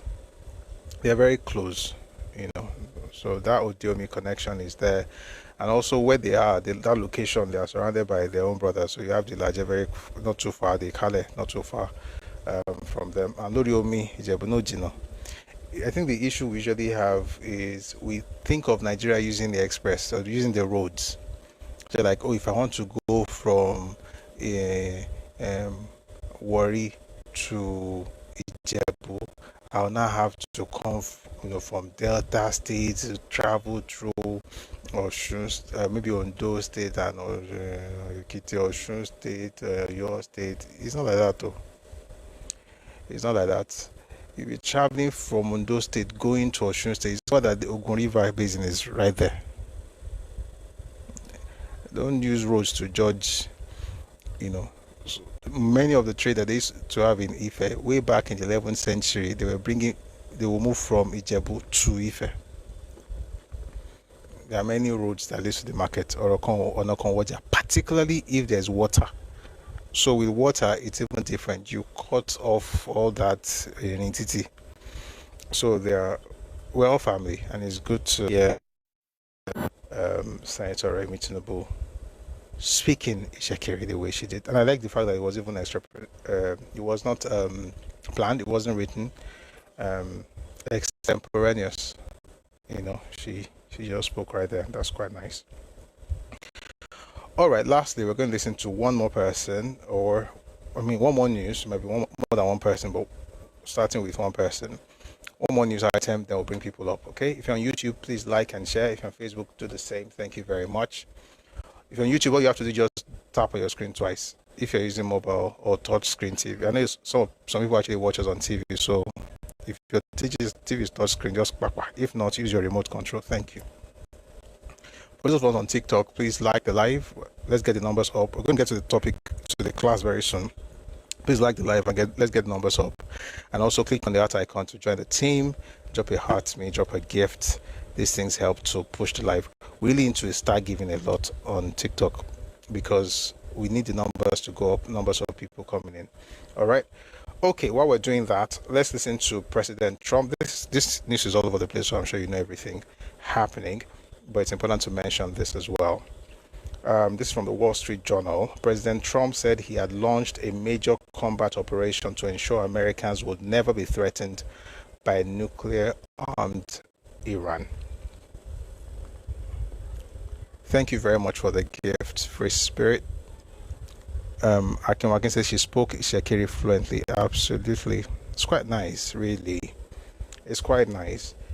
I'm going to come back to Trump. It's quite nice. Somebody wrote something earlier. I didn't mention it, but I'll say something to it. The mother is Ishekiri. When I saw Ishekiri to Dubai, the mother of your children is important too. Let's just put it that way. The person mentioned a particular ethnic group in the comment section. I'm not going to read it exactly what you said, but it's important. The mother of your kids, important. The father is important as well. That goes without saying. Everyone is important. The idea basically is just that if you want to get married, I see you, Aki, if you're going to get married, marry somebody who doesn't detest your culture, who doesn't talk down on your culture, who doesn't think you're something less because they're actually less themselves, who will talk down on stuff. Meanwhile, that's one. The other thing also is that the culture that they're going to be teaching your children, because your wife will teach your kids their own culture, whether she's Yoruba or wherever she is from. Let the culture that she will be teaching that child not be the one that will self-sabotage the original thing we in Papa be. Where you see sons and daughters who begin to talk down Yoruba people just because of their mother's people. Last week, let's just use the word exasperated. I was exasperated because of a conversation with one boy that's very confused. The father is Yoruba, the mother you know where. And it just, every time he spoke, it didn't sound like Yoruba at all. It was, this, it's one thing to type something or to write something or to say something. It's another thing to understand the mindset behind what you're saying. The mindset was not Yoruba. Otsumi. Like, it doesn't matter what you're saying. You will leave the matter and then go to something else. But that thing is going to be something that will demean Yoruba people in order to make a point. But will never speak against the mother's people. What to get here? What them I get and call on my I get. Let your children respect every culture, the mother's culture, the father's culture, but any culture that demeans Yoruba culture for the sake of their mom or for the sake of wherever they are connected to or for wife, it's a dangerous culture. And Yoruba men should also be intentional, not the one that any girl, because girl is saying yes. Everything is not sex. Everything is not sex. And we're very lackadaisical and about things like this. We're very because we assume that everyone is just alike, and there's no depth to our understanding of the intricacies of how Nigeria actually works. We're just assuming like we're all the same, we're all good. Your children are growing up, they are speaking as though they are foreigners in their own father's land. They are using examples they give are always some that make Yoruba people look less. You know what they say about left hands and fathers' houses? That's what a lot of people do when they grow up in such homes, and it's a shame. And there are many examples. I'm not mentioning any ethnic group for a reason. And I see this is something about me that some people may not like. I don't even have a problem with people marrying outside Yoruba land. I don't have a problem with it. But I have a problem with people marrying into cultures that demean Yoruba people, and there are certain cultures that it's something that they do. I don't know what Yoruba men are looking for in those places. It's a shame. And by the way, you may want to say, oh, but there are people in all the culture, in this culture that like Yoruba people. Yes. But what I've noticed is that if a person comes from a society, right, somehow that society usually has effect on them. And you have to be sure that that person is not one of those. But don't just assume that we are the same. That's what I'm saying. Like, don't just assume. Really know for real, like, this person is actually on the same wavelength, right? And, you know, let's marry right. And of course, it's not just about ethnicity, but ethnicity matters. You don't want children growing up, when you speak Yoruba, it's as if you are sinning. There are mothers who tell their kids not to speak Yoruba in their house, but the children can speak their mother's language. I saw a video I think it was last month or so. I didn't even play it here because it's quite sad to me. A young boy and the mom and the daughter. So I think she has about 2 kids. She's on Yoruba, and you know how social media works. People can be funny sometimes. So the father is Yoruba, but the mother is not, and then the kids were saying certain things, and then people on social media were saying things like, your mother will do this to you and things like that. The mother then calls his children. Neither of them was up to that you will forget your father's language because of your mom. Saying that to the kids less than 8. The children are not saying, I will not forget. 80. Why do kids need to have that information? I mean, you have all kinds of people on social media, smart or smart, if there's any word like that, stupid, better way to put it. People, all kinds of people. You not show your children. What do you think you're telling that kid? If I find that video, I'll put it in this video when it goes out. It's just quite sad that a parent will look at their child and say, oh, see what they are saying about you on social media. This is an 8-year-old child. Kilo more. Maybe even 6 or 7. I don't even know. But none of the kids was up to 10 years old. All of that to say that raise kids with people who actually love you and your culture. I don't think that's so much to ask for. I don't. Some people say marry only Yoruba, but I mean, the heart wants what it wants for it. I don't even think it's an excuse, to be honest. But I think, you know, you meet people and maybe you vibe or whatever, but don't vibe to the point where you forget the fact that you're going to give birth to children. It's not just about you and the girl or you and the guy. It's about the kids you're going to give birth to. I don't want homes where, and here's the sad part, those children are usually confused. Yoruba people marry Hausa. Yoruba people marry all kinds of ethnicities, right? Edo. We thought this funny thing they're doing on social media. Yoruba people marry Edo. Yoruba people marry different people. The children are not confused. Because ancestry is essentially patrilineal in our culture. So they're not confused, but there's a particular ethnic group or whatever. The kids are confused. They don't know which one to choose. Should we choose daddy or should we choose mommy? I'm like, having 2 parents should be a blessing. The reason you're confused is because you were taught that your father's role, the Yoruba kingdom, must be brought down so that the inferior culture, which is inferior, the inferior culture has to be elevated somehow through the, you know, derision of Yoruba culture. Why should you be? Now, I was in this research over the weekend.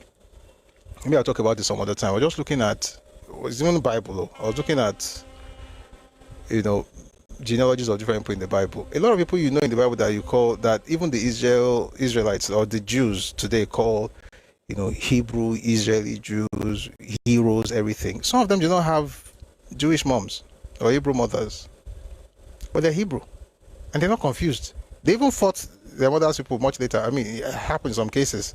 In some cases, they also had good relationship with their mother's people. In some cases, they fought those ones because they were trying to destroy their land. I just don't understand how a particular ethnic group gets their children confused. They don't know whether they are Yoruba or they are something else. They are now in between. And they always make excuses for their Yoruba side, almost as if they are apologizing for being Yoruba because they've been taught by the inferior people that I'm sorry, they are inferior. And I'll tell you why they're not inferior by nature, they're inferior by nurture. In other words, you have come to agree that you are inferior because how else do you spend your time trying to denigrate the culture of your children's father if you're not from an inferior space? It's a shame.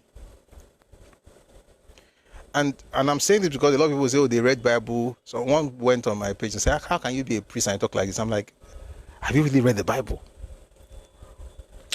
One day I'll have a session for Christians. Again, this is not bigotry or tribalism. It's just you having sense.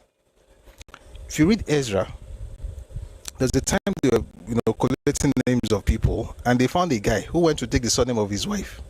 They dealt with him, excluded him. How on earth are you going to take the surname of your wife? People think Bible is just worship. David, as someone wrote in the comment section, you're right. Ruth was a Moabitess. She was from Moab. David's a descendant. What's this other woman's name? Rahab was a Canaanite. Jebus, which later became Jerusalem, was a Canaanite town or Canaanite city. Did David not attack that place and turn it into the capital of Israel? My great-grandmother's people. There's a law about how to deal with that. And the mother or the great-grandmother or grandmother, as soon as they got married, they came into the Commonwealth of Israel. Not that they will be saying, your father's people are bad, your father's people are terrible. I don't even know why I married your father's people. They are this, they are that. They are the reason for the war. They are the reason they dealt with us. The child now hears that nonsense from childhood to, and then he becomes a teenager or an adult in his 20s. He's confused. He knows there's greatness in Yoruba, but he doesn't want to betray the mom. I wish I could read you the interaction I had. I had to mute the guy because we're just a clown. It's a shame. And I don't blame the mom, I blame the fathers. If you're a Yoruba man, you want to marry women, I beg.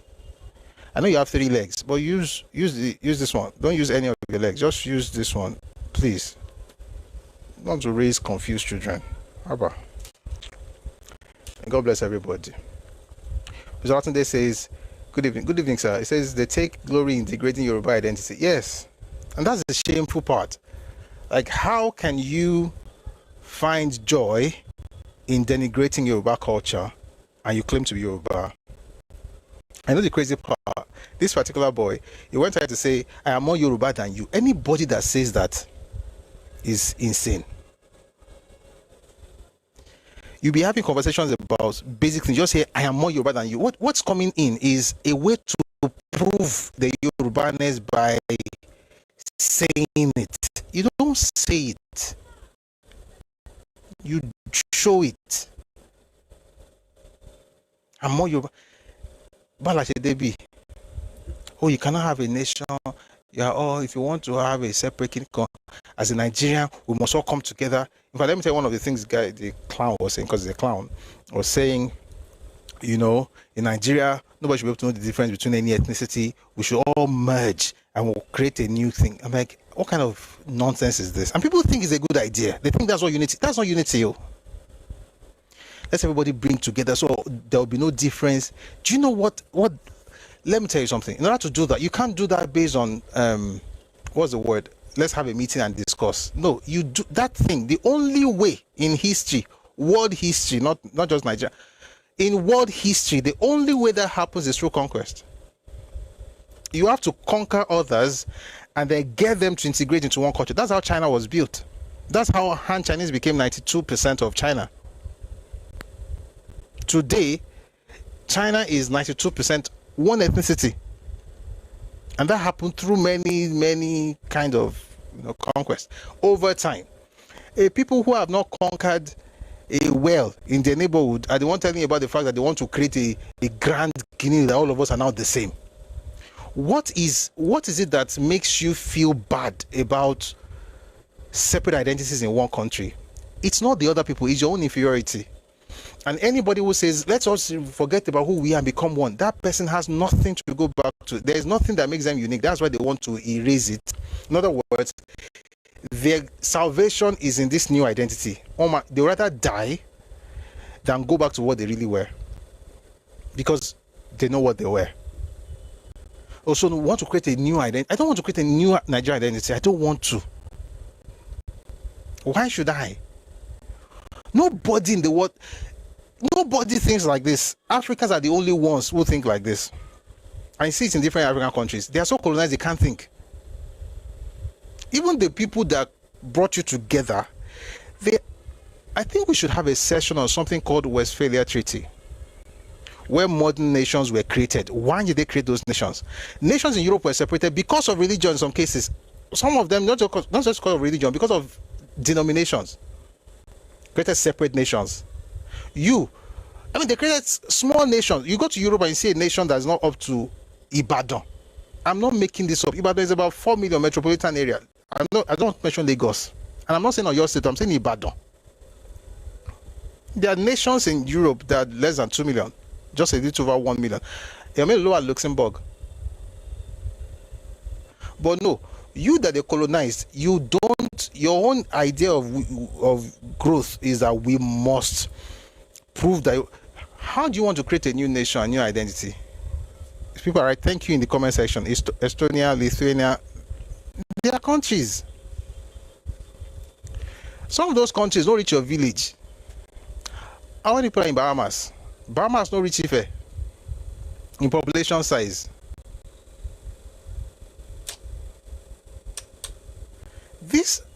These are people who understand identity, and the reason is because they have something to be proud of. Right? There's something in their history they don't want to let go of, not because they hate unity, but because they hate uniformity. In other words, we're not going to have unity, quote unquote unity, based on erasure, where we are all now the same. That's uniformity, not unity. Unity is not threatened by uniqueness. We have unity of purpose. That's why it's called unity in diversity. So you can be you, we are diverse, but we work together. Anything that is threatened by you are special, you are special, you are special. No, nobody is special. We're all the same. That person is a retard. Any culture that does that is an inferior culture. Any culture that tells you, no, you cannot say you are special, you cannot say you are special, you cannot say all of us are the same. And that culture is not telling you they're not looking for, what's the word they call this thing? Inclusivity. All those fine English. They're not looking for inclusivity. They are looking for validation, because they know that in reality they don't have it. So you have to find a way to validate whatever it is that you have by telling everybody that we are all the same. We are not.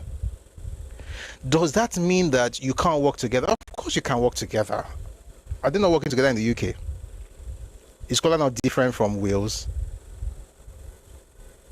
Oh, they all speak English. Is that not why they're all fighting over ensuring that they keep the language? That's what Wales is doing. That's what these other guys are doing. I see you in the comment section. I want to beg in the name of God. I'm not going to mention your name because they're not that important. I'm begging you. Be careful. I see you in the comment section. Be careful. I will even talk. I will even mention you. Just go that you're out because you're not thinking straight. You guys, you were not properly raised. Don't mention anything for now. Just hopefully you get that message and you are old enough or wise enough to understand that message. May God bless you.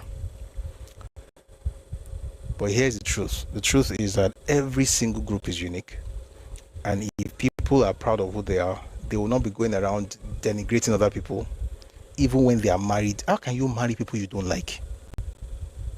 Only to raise children who are confused. In other words, you want the status. For instance, that if you marry, and I'm not mentioning any ethnic group, so it's good. Jakes, man, good to see you. Toyo Meta. I'm not mentioning any ethnic group. I mean, there are people who marry. There are people who marry so they can eat. They marry Yoruba people so they can eat gizzard. There are people like that. I'm not mentioning any group, but there are cultures like that.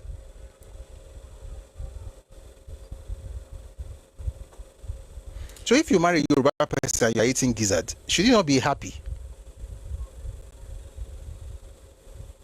Now, you may think that is weird, but it's true. It's true.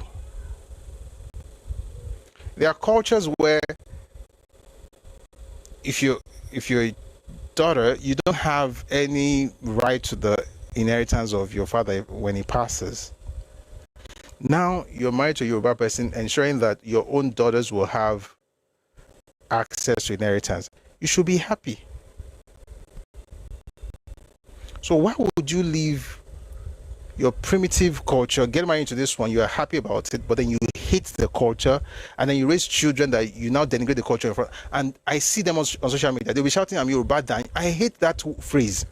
I don't even think even if you have your father's mother's, daddy's, mother's, uncle on both sides, on your mother's people, even if everybody is Yoruba to the next 1,000 generation, I don't think the phrase I'm more Yoruba than you is necessary.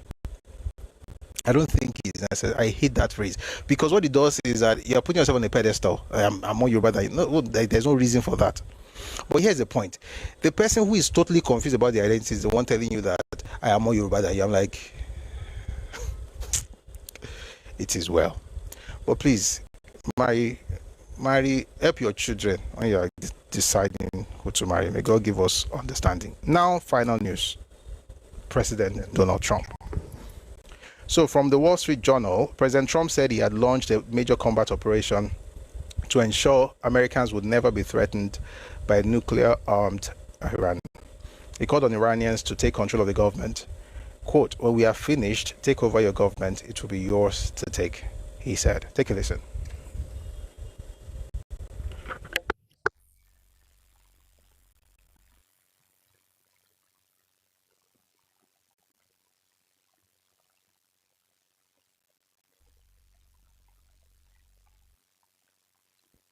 The United States military is undertaking a massive and ongoing operation to prevent this very wicked, radical dictatorship from threatening America and our core national security interests.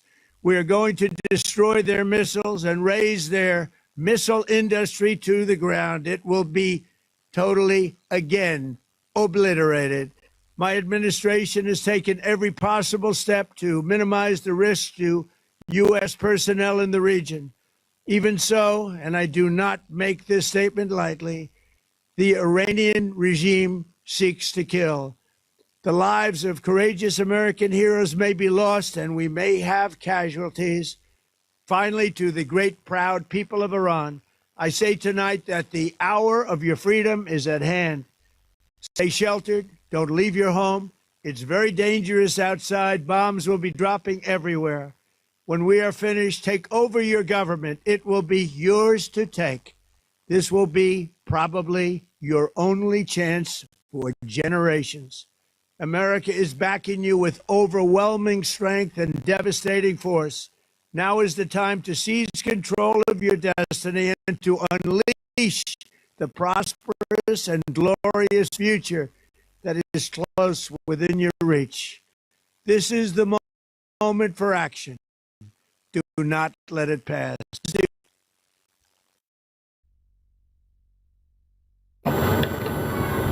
Boy. Been watching the news since yesterday. Of course, I'm not in the Middle East, but I mean, on one hand, you're happy that yes, people are going to get their freedom. On the other hand, remember Libya, and you're hoping that this doesn't go the way of Libya. But Ayatollah is dead. Many of his cabinet members dead. The building essentially incinerated. So we'll see how it plays out in the next few days. But here's something for Nigerians. I think Nigerians need help. I think we need help. How can you go on social media and become the ally of whether Israel, the US on one hand, or Iran on the other hand, based on religion? How? That's what I've seen. I saw Nigerians are funny. It's as if people don't even bother thinking. Once you say this person is from this religion, you just say, oh, okay, we support him. It's nonsense. You can't say, okay, it's good. How can you make that conversation yours by saying, okay, it's fine that America is bombing these places, Israel is involved, but you're good because you're Christian? And then the other one is say, and now, let me read some of this things to you, so it doesn't look like. I'll see if I find it very quickly. The guy said, I am Nigerian and Muslim. I stand with Iran. Iran. Kilo Koran at war. The other one said, I am Nigerian. And you know exactly where those two people are from. I don't have to mention it. I'll see if I can find you that picture because it was just funny to me. Shemari Shansen. One said, I am Nigerian and Muslim and I stand with Iran. The other group said, I am Nigerian. It didn't mention the ethnicity. It just said, okay, no. I am Nigerian. Then he put the flag, I stand with Iran. Then he wrote his name. His name is from the north. The other one said, I am Nigerian. I stand with United States and Israel. Put their flags. The name is Chukwebuka or something like that. I'm like, what's wrong with you guys? It's not about you. It has nothing to do with your religion. And these old Muslim Brotherhood funny jokes that we crack in Nigeria. I hope you've read the statement from Saudi Arabia on this matter and from UAE. They didn't mention that we are all Muslims though.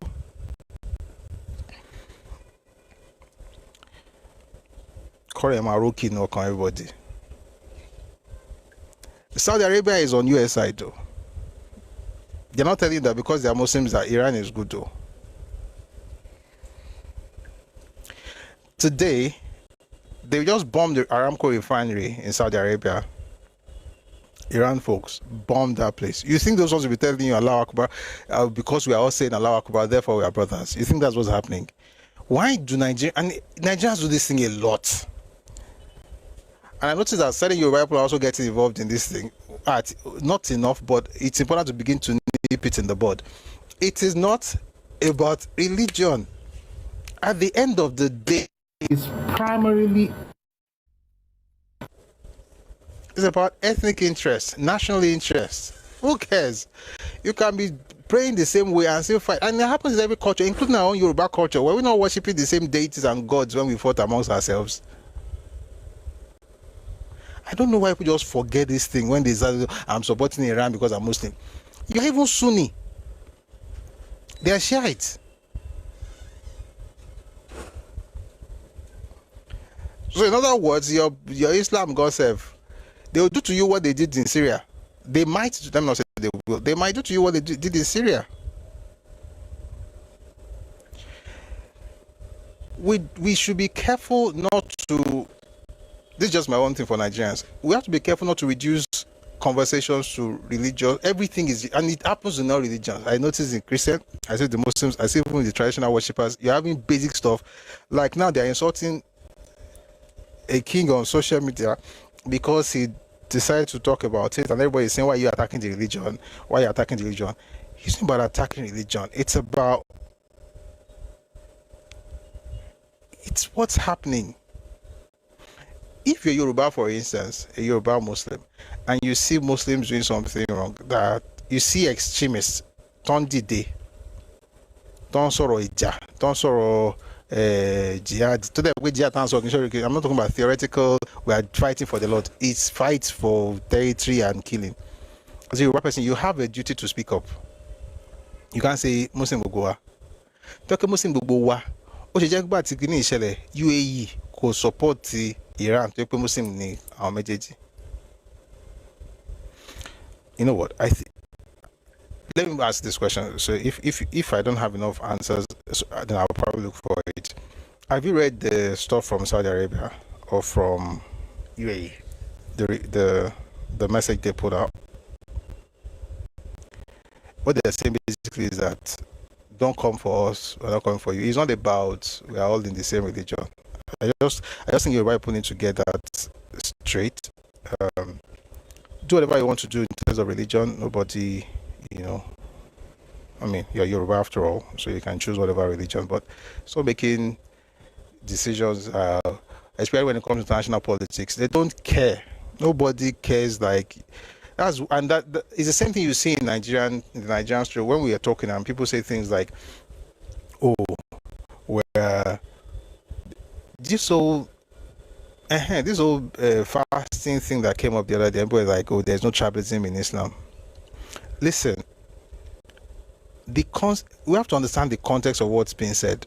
There's nothing wrong when you say that there's no in other words, I can be a brother to an Afghanistan or a Pakistani or an Emirati. You can be brothers with them. That's good, and that's how it should be. Just like you a brother to an Austrian who is into Oshun, a Yoruba person can be a brother to a Mark who is a Christian because of their faith. That religious brotherhood is fine. But when they're discussing politics, for the most part, nobody cares. Which is why when we're talking about the whole Fulani thing, there's no tribalism. One of the things I like about the Fulani people is that those ones are very strategic and they can think. And I respect them for that. They can compartmentalize, which is a sign of intelligence. If you put everything in one basket, say, well, we cannot fight, there's no tribalism, okay. Afghanistan and Pakistan are fighting right now. Are they not Muslim countries? That one started last week. And before you say, why are you always talking? Why are you just talking about Muslim? All the wars in Europe were they not Christian nations? Okay. World War II, World War I, was that not? Listen, this we call it World War. World War. In reality, it was an intertribal war in Western Europe, for the most part. Were they not all Christians? I don't know the kind of religion that Nigerians generally just embrace, that somehow the ability to think just vanishes. In Yoruba, we have a history where I think it was 1840 war. Yes, it was 1840. Right? There were Muslims on the Yoruba side. There were Muslims on the other side as well, from the Fulani. And Yoruba people fought them. The Muslims on the Yoruba side were Yoruba. They fought the other side. As a matter of fact, there were reports, there are stories of certain Muslims who wanted to pray at the war front, the battlefront, and pick up for them or even stand guard while they prayed, because that's the.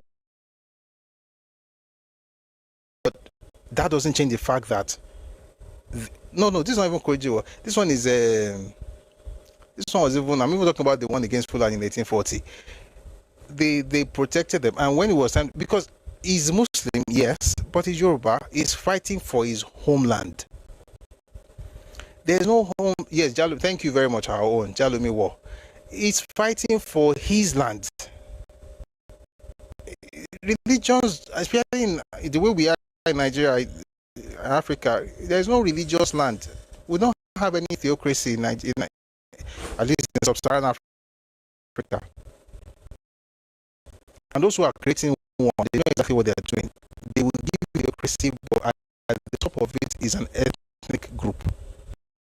That is brilliant, and I respect them. You don't know that, or maybe you know, you just hide your head in the sand or bury it. That's fine. Hopefully, we don't deceive ourselves. But there's not much to say about that because we don't have nuclear power. We don't. It is well. May there be peace in the world, and we'll see the fallout of this whole thing going on in Iran. We'll have some people come up to speak on these things, and then we'll move on to the topic of today.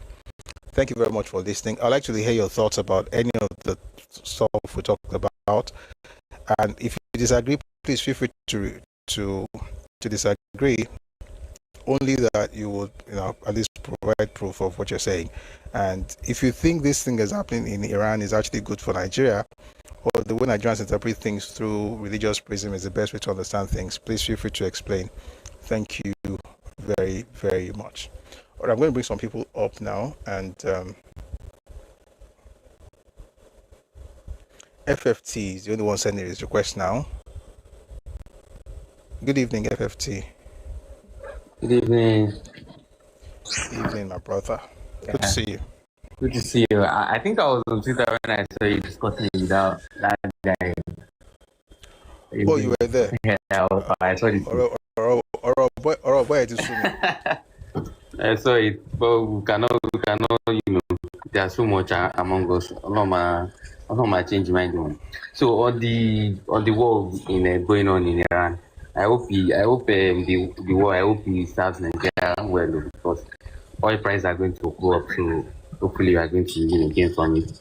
And on the way Nigerians used to interpret this war, it's just very funny. I've been seeing a lot of it online. I'm like, why do we like simplicity? Everything is just black and white. People just don't understand nuances. And I think this thing also stems from most religious leaders. Even people in their church will pay for one particular country over another country. But at the end of the day, this country that in this war is just for personal interest. If you were to be religion, there's no reason why Iran and Saudi Arabia on a surface level, forgetting that maybe one is Sunni, one is Shia, at least they're first Muslims. They're not supposed to be after each other. But when it comes to geopolitics, those things don't matter. It's what everybody wants to gain that really matters to them. I was replying to someone on Twitter that at the end of the day, there is no ultimate good or ultimate bad. Everybody has why they are doing what they are doing, and in their own frame of mind is the correct way. So I just think that enough people need to start thinking and start compartmentalizing things. Like, things are not just black and white. I hope we get there someday. And also, most religious houses, they separate politics from religion. Let people just go to your church and your mosque or your Ifa place, do whatever you want to do and go.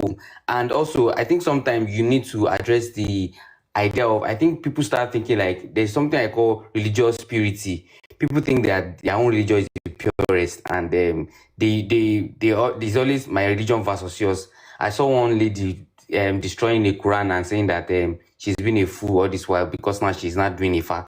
I'm like, the extremism that you people say other people are doing, some Muslim extremists are doing, that's the same thing you two are breeding up now. So I hope that someday people are able to know the difference between, living your own way, your own truth and your own belief, and let other people live. Basically, live and let live.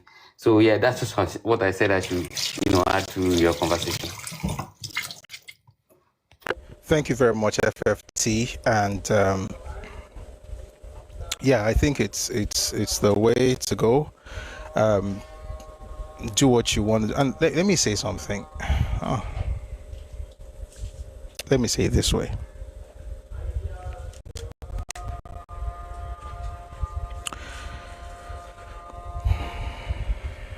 When you leave a religion and join another religion, by the way, I hope the stuff here is not disturbing. Don't worry. When we eventually get the studio, we won't have the folks praying, But I hope it's not disturbing you too much. But please pay attention. When you leave one religion and you join another one, this is what I think. I think your duty at that moment is to study your new religion. Maybe the text, definitely the text if it exists. Yes, but it's going to cost some, but we'll get to Lagbarolon very soon. We'll have that studio. But for now,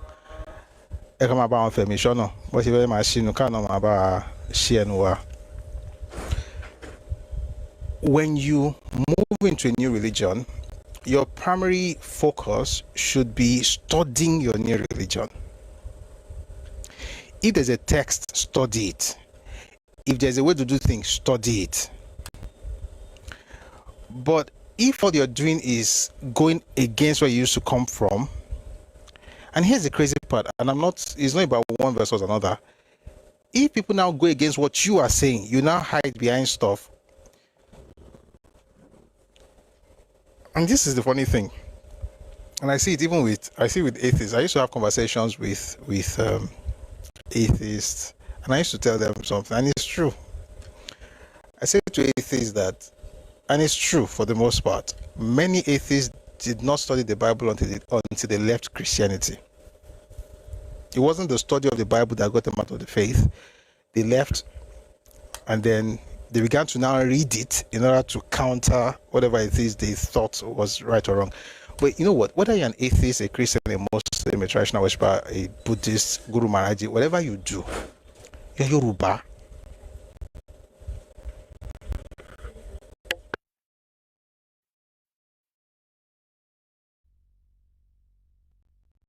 One second, please.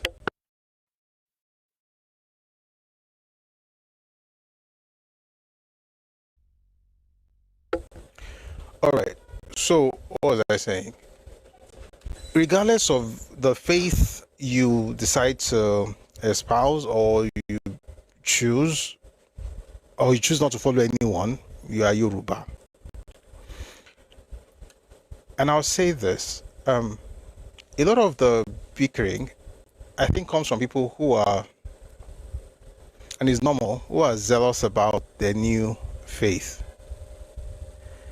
But I'll say this: there's no faith or religion or whatever that is the same thing as Yoruba culture, including traditional Yoruba religions, because it's not one. A Yoruba is not Yoruba because he's a traditional Yoruba worshipper or traditional worshipper. A Yoruba is not Yoruba because he's a Christian or Muslim. Religion is a subset of culture. It is not culture. There are people who are not Yoruba, who are adherents of different Yoruba religions. Those people are not automatically Yoruba because they are worshipping Yoruba deities. Because I see things on social, someone says things like, these people are the real Yoruba. What are you talking about? They'll use their religion to come and claim land in my house. A Yoruba atheist is Yoruba. A person who is following a Yoruba deity, we celebrate that. And can they become Yoruba? Of course they can become Yoruba. People can, do all these things. But what I'm saying basically is that, let's not get to the point, because I think what people are doing for the most part is taking one extremism. 1 second.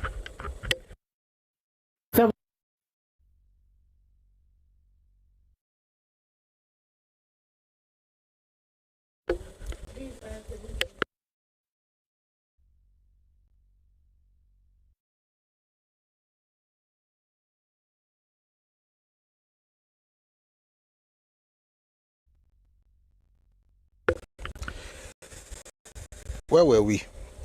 Sorry about... Someone says atheists talk more about God than the religious people. Yes, because they're trying to prove a point, which is okay. By the way, see, there's a reason I don't talk about religion like that on social media. And the reason is because, for the most part, people who are shouting, I am this, I am that, they don't even understand their own religion. If you ask them one question, they'll curse you out. And I've noticed it. I noticed it once. I'm like, you don't even know what you are fighting for. Like, one was trying to correct me last week also on Twitter. I was like, anybody can be wrong. I can definitely be taught by anybody, but it has to be somebody who knows more than me. You can't be ignorant and be trying to teach me. Like, you don't even know this thing. And I can be, there's no way that's perfect, that's 100%. Oh, Mokini. Why not spend time studying your faith than to just be attacking others? And if you want to proselytize, by all means. But I remember what I was going to say. I think people just move the extremism from the religion they used to belong to, and they move that mindset into their new religion. So that extremism is still there, but we should calm down. At the end of the day, we are Yoruba people. Boyo bolong bo, boya ko bolong bo, boya ni elesan abalaye lohun o, abolóhùn fẹ́ máa bọ àbọ̀lóhùn fẹ́ ṣe ti Allah, àbọ̀lóhùn Jésù lòun tẹ̀lé, nǹkan tó bá òkú àbọ̀kọ́lẹ̀ lóhùn ṣe kankan. Yorùbá náà ṣe gbogbo wa, and we have to remember that. I think that's the most important thing. We are too what's the word now? Let me put this. We're too sophisticated to be so simplistic about these things. And I think Yoruba, we are being held down by Nigeria because you hear people say it and then you begin to sound like them. And it's a shame. We're not. That's not us. That's not us. You don't have to change your religion, but there's something I want to say. I'm just trying not to get into it, because if we get into it, we'll get into religious debates. And religious debates require people that are actually knowledgeable in that faith. And what I've noticed, and again, please let me say this, those who, and I want to say this, if you used to be a Muslim, and I know a lot of people used to be Muslims, they are going against Islam hard. I think Muslims should study the text and be able to actually respond logically. Okay? But if you left Islam and you're attacking them, if they attack your own faith, don't shout. Don't say that there's something wrong. Oh, that's another thing that people should get. Because I notice it's mostly with Muslims these days. Muslims, please study your text. Whatever is in that text, I don't even want to talk about it. The first time I studied a book on Islam was 1998. The book is titled "Who is this Allah?" It was written by G.J.O. Moshe. Somehow, for some interesting reason, I still have that book from 98. G.J.O. Moshe. Who is this Allah? I have questions about Islam. I have my own kidney about religion. But I think that if you are from that, if you belong to that faith, understand this, so you're able to answer people. That's one. Number two, if you are attacking the religion, and is your right, when they attack your own or they ask you questions, you must answer too. So that means that you have to also study your own. If you spend enough time studying your stuff, it will take you a while before you begin to speak about other people's things. And when you start saying it, you'll be more confident. It won't be anger. It will be knowledge. For the most part, all we hear is anger. May God give all of us understanding. Koboko says evangelism is not even a religious term. It's not really about the term, is it? It's about the act, the concept. So the concept of proselytization, I mean, it's in Christianity. Literally, Matthew 28:18 talks about going into the whole world and preaching the gospel, the Great Commandment, or the Great Commission. So that concept is in the faith. Whatever you now call it, whether is, but it's not religious. I get it. It's just a word, right? I think it's from Evangelion. It's a word, but the concept exists in the faith, and some faiths don't have it, but they still grow. There are religions, for instance, that grow primarily by birth. Anyway, may God bless Yoruba people. Awolowo is not easy because we have all this faith, but ibi tá wà nílẹ̀ Yorùbá ń sìn yìí, kóníkàlùkù kọ́ nǹkan tó gbà ni o, ikán ojú kan lọ o. Torí mo ti ń rí àwọn kan tó ti ń lọ sí ọ̀nà ibòmí o. À ń sọ pé àwọn rí ọ̀kan ní ìlú kan, ó ń ṣe kinní kan, therefore the person is more Yoruba. How? You think that as I am right now, because I know the Bible, and I do know the Bible at least now, I can then travel to China or go to Nepal and tell them that I'm more Nepalese than the indigenous people because I'm a Buddhist.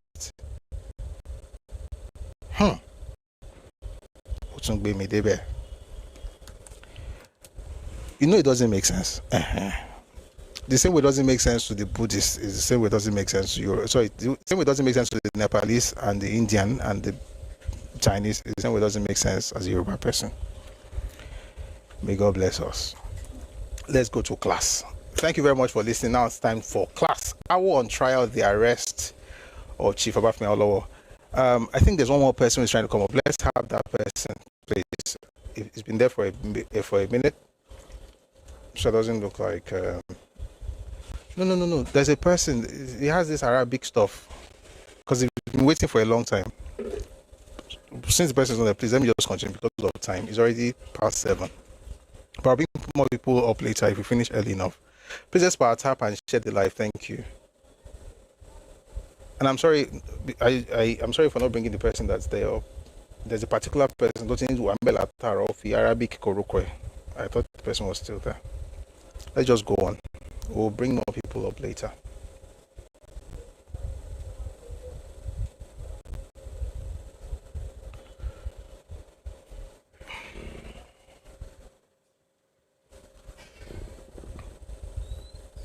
You know what? Let's just do it. Since I've already, if I hadn't clicked on it, it would have been easier. Since I've clicked on it, we might as well just have you. But please keep it short. Maybe 2 minutes will be fair. Yeah, Prof. Thank you very much. Good evening. So I just want to quickly touch on the Iran and Israel issue going on. So apart from the fact that they're going to buy a lot of fuel gas from we Nigerians now that whatever is happening over there. But one lesson that I learned is the fact of religion. What do I mean by the fact of religion? There's this doctrine in Islam. I'm Muslim, by the way. We often say Allah gives and Allah takes. If Allah does not say it is your time, then nothing is going to take you away. You see, that indoctrination has made people in my religion very lazy. And a lot of people will say, but I thought Iran was allies of Russia. Why is it that Russia and China is not helping them? Hello, Russia and China will give you the things you need to protect yourself, but they are not going to give you their own strategy. Look at the way the Ayatollah, Ayatollah Khomeini was unalived with about 30 of his high-ranking officers, just having a meeting in his compound.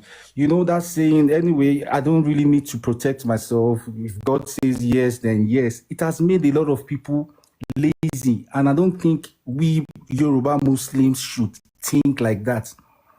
Russia, China would give you everything you need, but they won't give you the strategy. They won't tell you how to protect yourself. It is your own duty to strategize and protect yourself. Don't wait and say Allah is going to give, Allah is going to take. That is true. But we shouldn't be lazy. We need to look for ways to protect ourselves. That's just all I want to say, Prof. Thank you very much.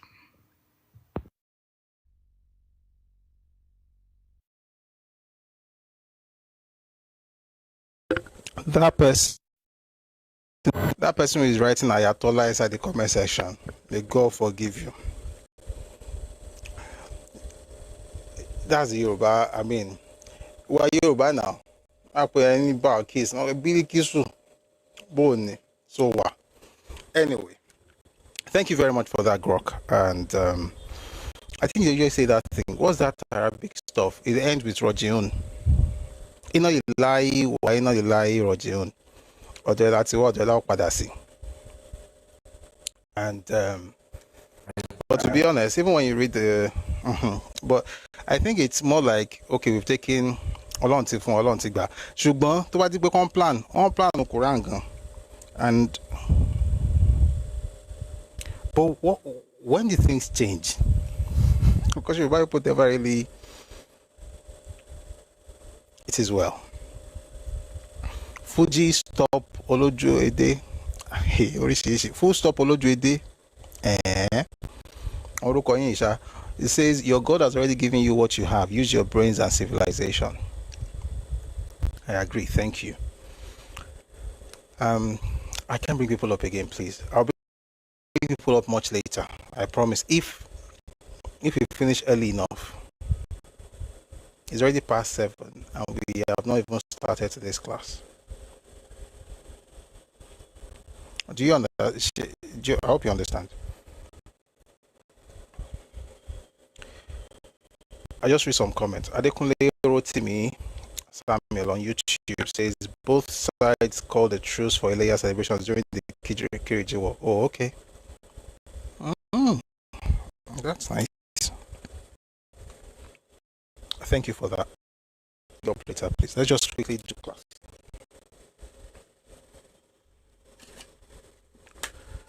All right. I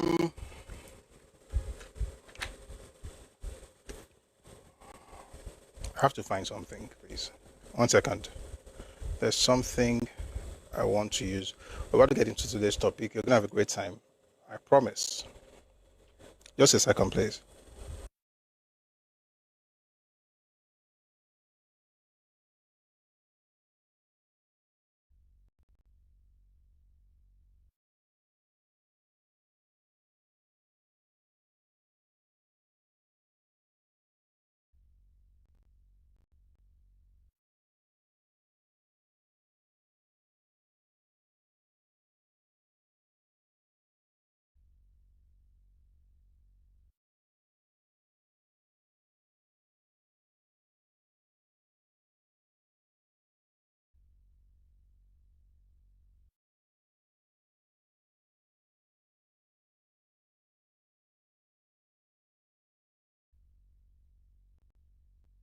Staying tuned. We're good now.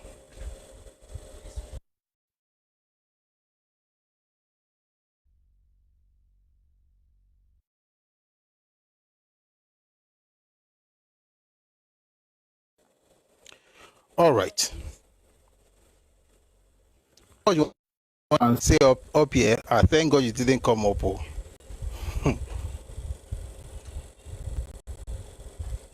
No, we're not going to. We're not going.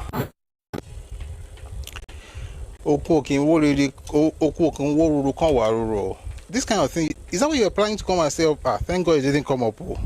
That's too extreme now, Abba. You guys know that people listen to this live stream.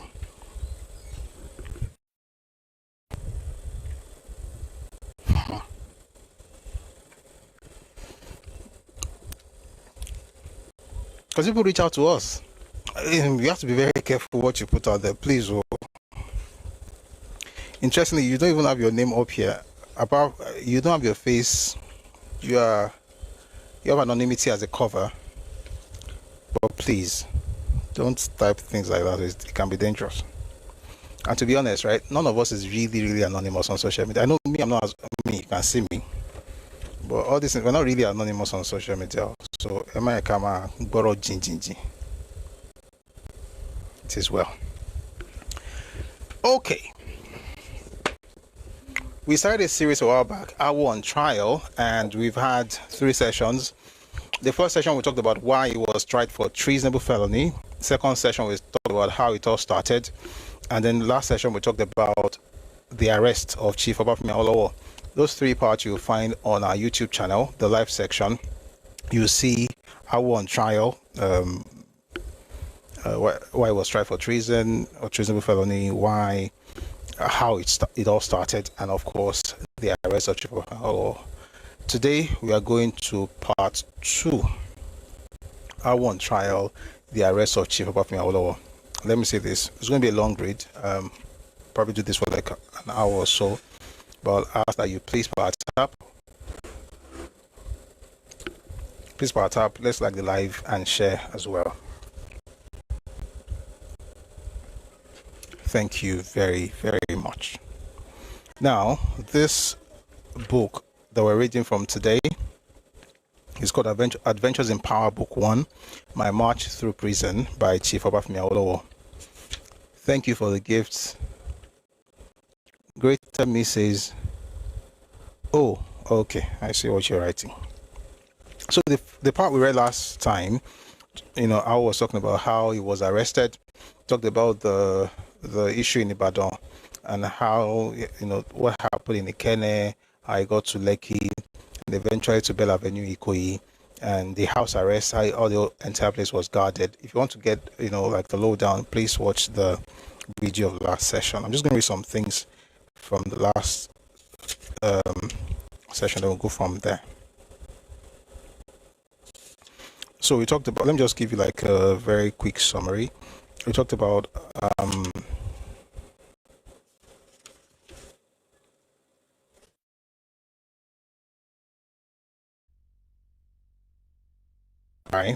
with the police officer Lynn, the Irishman, and the other policeman Ezemata, I think that's his name. They came, Ezekwem, Mr. Lynn and Mr. Ezekwem. arrested Chief Obafemi Awolowo. But then he tried to tell us that beyond what happened in September, things have been happening a long time before then. And he took us back to 25 May 1962, when they had a meeting at the Regional House of Assembly in the Western region. And of course, the 29th May Federal Parliament met to pass a resolution declaring a state of emergency in the Western region. All right. And again, what happened on 25th May is actually quite interesting. Yes, there was rockers on the floor of the house. The Owala did not go outside the complex, but Balewa decided to declare a state of emergency over the entire. Waiting happened inside Parliament. A few days later, they had a meeting, and that was on the 29th May. That same day, they served Awo an order restricting him to stay within a 3-mile radius of his house at Ikene. But he had to go to Ibadan first, and then from Ibadan, he moved to Ikene on 31 May. 20 days later, he was told to move to Lekki. And at the time, Lekki was a mosquito-infested island off Ekpe. You know where Lekki is right now. By the way, all those parts were in Western region. Lekki, Ekpe, Ogoside Bayan was all Western region. So he had to go there to Lekki. Then much later, he moved back to Ikene on the 4th of July. And this time, he was restricted to stay within a 1.5 mile radius. Sorry, no. 1 second, please. He moved back to Ikene on 4th July. Then on 20th July, he now had another order to move to Ikoyi, but to stay within 1.5 mile radius of the house at Bell Avenue, Ikoyi, Lagos. And then by 18, 19, and 21 September, his houses in Ikene, Ibadan, and Bell Avenue were searched.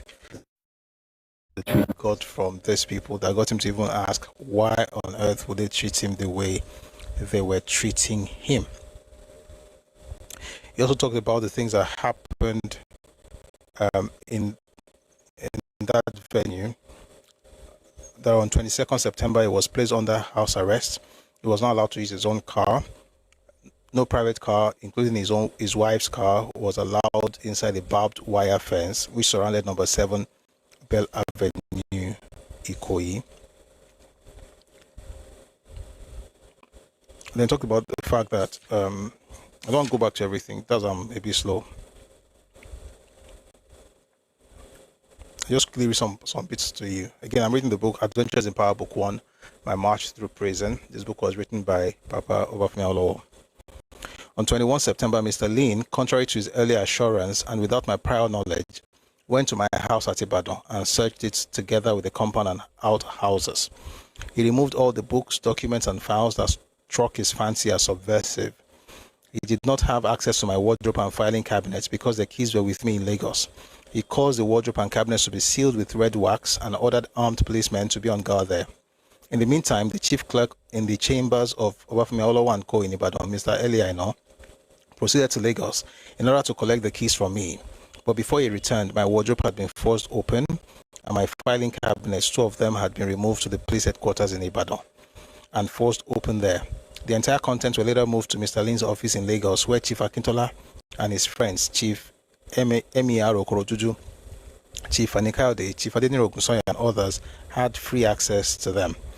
They made use of the contents of some of them at the Coca inquiry after my arrest, though they had not been previously tendered in evidence by me or in my presence at the inquiry.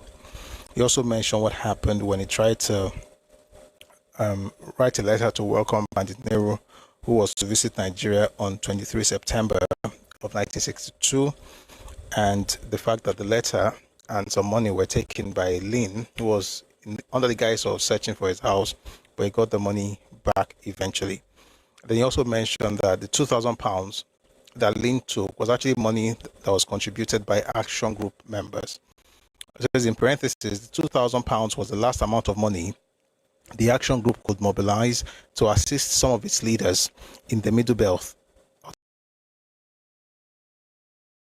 Was the last amount of money the Action Group could mobilize to assist some of its leaders in the Middle Belt and North to continue to organize the party in their areas. It was shared among 3 persons only: Messrs. J.S. Tucker, Ibrahim Imam, and Patrick Dokotri. About a week after receiving this money, Taka and Imam stated publicly, with reference to the action group, that the cow was no longer milking.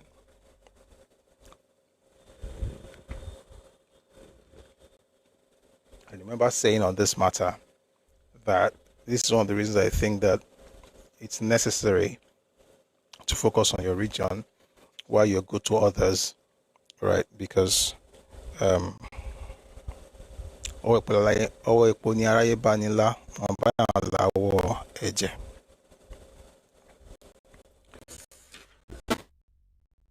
from all the searches, and then we'll stop somewhere here.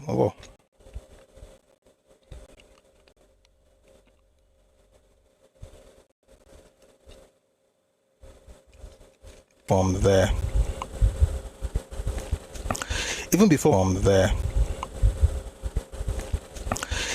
my wife and I could reach the ground floor to look around the premises to see what had happened and was happening, our ears were violently assailed by the jarring, monotonous, repetitive, and to us meaningless sounds. Robot, robot, robot. These were followed by an exchange of messages incomprehensible to us, which always ended with over. So from that evening, all night and all day long, until I was moved to a new abode at the Broad Street prison, my wife and I had to suffer the irritation of the never-ceasing noise of robot, robot, robot, over. On inspection, we found that the compound had already been fenced in with very thick barbed wire. There were 2 police tents. The fence was guarded by 6 armed policemen, and there were 2 other armed policemen at the entrance of the compound. In addition, there were about 20 further policemen who were sitting down near the tent and in other parts of the compound. There were 4 police vehicles inside the compound. On top of all this, senior police officers every 30 minutes to inspect the men who were missing. Thank God my wife and I were and still are good sleepers, but when any of us had occasion to get up in the night, it was all clicking of boot heels and the cacophony of robot, robot, robot, over. If you're on TikTok, please power tap. The stuff is showing activity, and this might actually go off if we don't power tap. So let's just quickly do that while I drag the puzzle piece in place. Good. If you're on TikTok, please power tap. Let's keep the live going. Also, click on the heart icon, drop your heart, drop a gift. This helps the live to keep running. Thank you. Back to the book. Just for distressed. Where was it all leading to? I asked myself. A declaration of state of emergency in the West, dissolution of the Western House of Assembly, restriction to Ikenne and Lekki, and now house arrest. We were completely cut off from the rest of the world. We had arrived at 7 Bell Avenue on 22nd July 1962. The telephone there was disconnected on Friday, 20 July 1962. Henceforth, it was only our children who could see me at any time. Our friends must apply for and obtain permits to see me. I did not know the whereabouts of my colleagues, though there were rumors upon rumors about them, some of which were later confirmed. My wife was the first to break the silence. We had now returned to the living room. These people are really determined to show us that they have all the worldly power in Nigeria. Indeed, I concurred. But they seem to forget, she continued, that God, the only great and true arbiter throughout the world, is almighty still, and can take from them at any time the power which they are now misusing to oppress and cause sorrow to others. The aim, I remarked, is to destroy the action group. Thank you, Greater Me. Thank you for the gift. The aim, I remarked, is to destroy the action group and not that I stand for in politics. See how they pile on me one upsetting and harrowing event after another. It is a design to destroy me physically also. If Abiodun Akinlele's boast is anything to go by, as you know, he is very high up in Akintola's camp. It is their hope that if they harass me enough, I will commit suicide. But in this, even Biodun and others like him, who have had many years of close association with me, have misjudged my character. Only those who fear crisis and tribulation or have done things of which they are terribly ashamed or are out of their minds or have no faith in the ultimate triumph of truth, only these commit the cowardly act of suicide. I thank God that I am none of this. The fight has begun. It may be short, it may be long. Whatever it is, I will do it bravely and never say fail. Even God himself will fight for us, my wife added. Now that all the powerful people in the country are against us, it is God alone and our loyal friends and colleagues who we can count on. Our enemies imagine that they have the power of life and death over us and our friends. They have worldly power, but God is our armor. He will see us safely through, and by his power we shall overcome.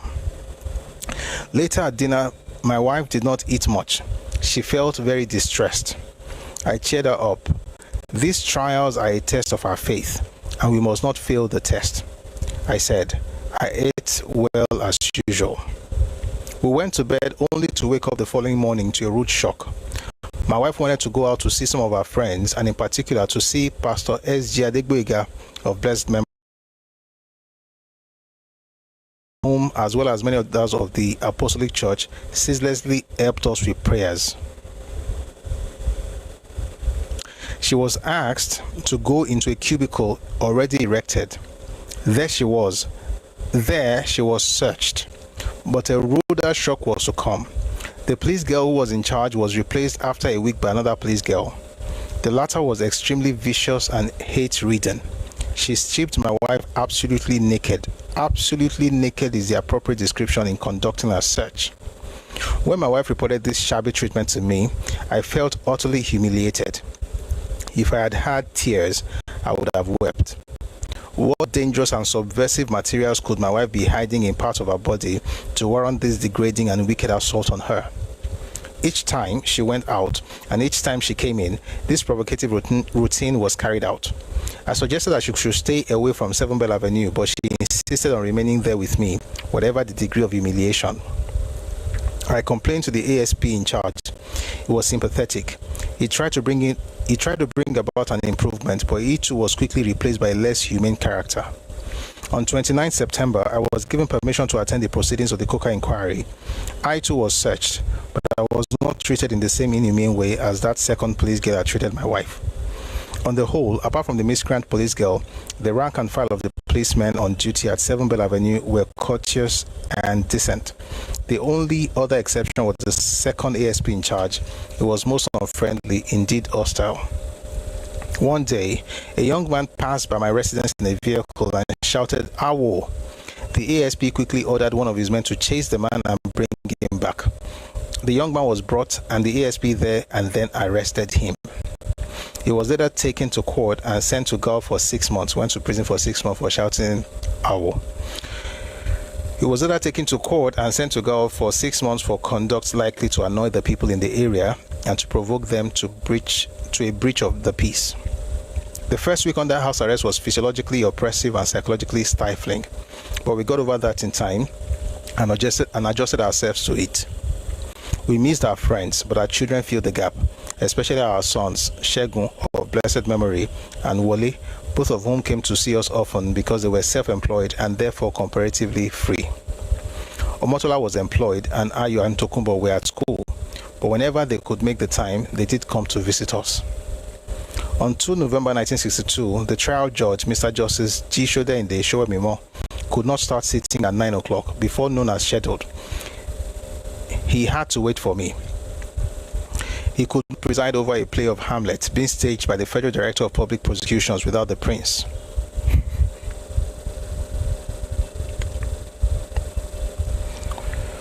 Okay. Papa was being cheeky, I guess. So he says that the trial judge, Justice G. Sodende Showemimo, could not preside over a play of Hamlet being staged by the Federal Director of Public Prosecutions without the prince. Awoy, in this case, will be the prince. I was escorted into the court after 9 o'clock. My colleagues had been seated in the order in which they would appear. After the hearty reception they gave me, we exchanged individual greetings and a few remarks. They went to their places and I was shown my place. I was last in order of appearance and was known throughout the trial as 27th accused. Excuse me.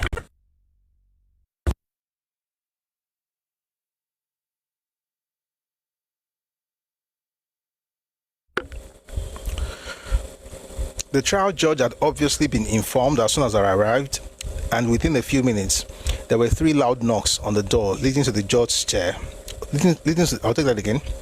The trial judge had obviously been informed as soon as I arrived, and within a few minutes, there were 3 loud knocks on the door leading to the judge's chair, and the registrar announced in a loud voice, "Court." With this announcement, the stage was set for the most celebrated criminal trial in the annals of Nigeria.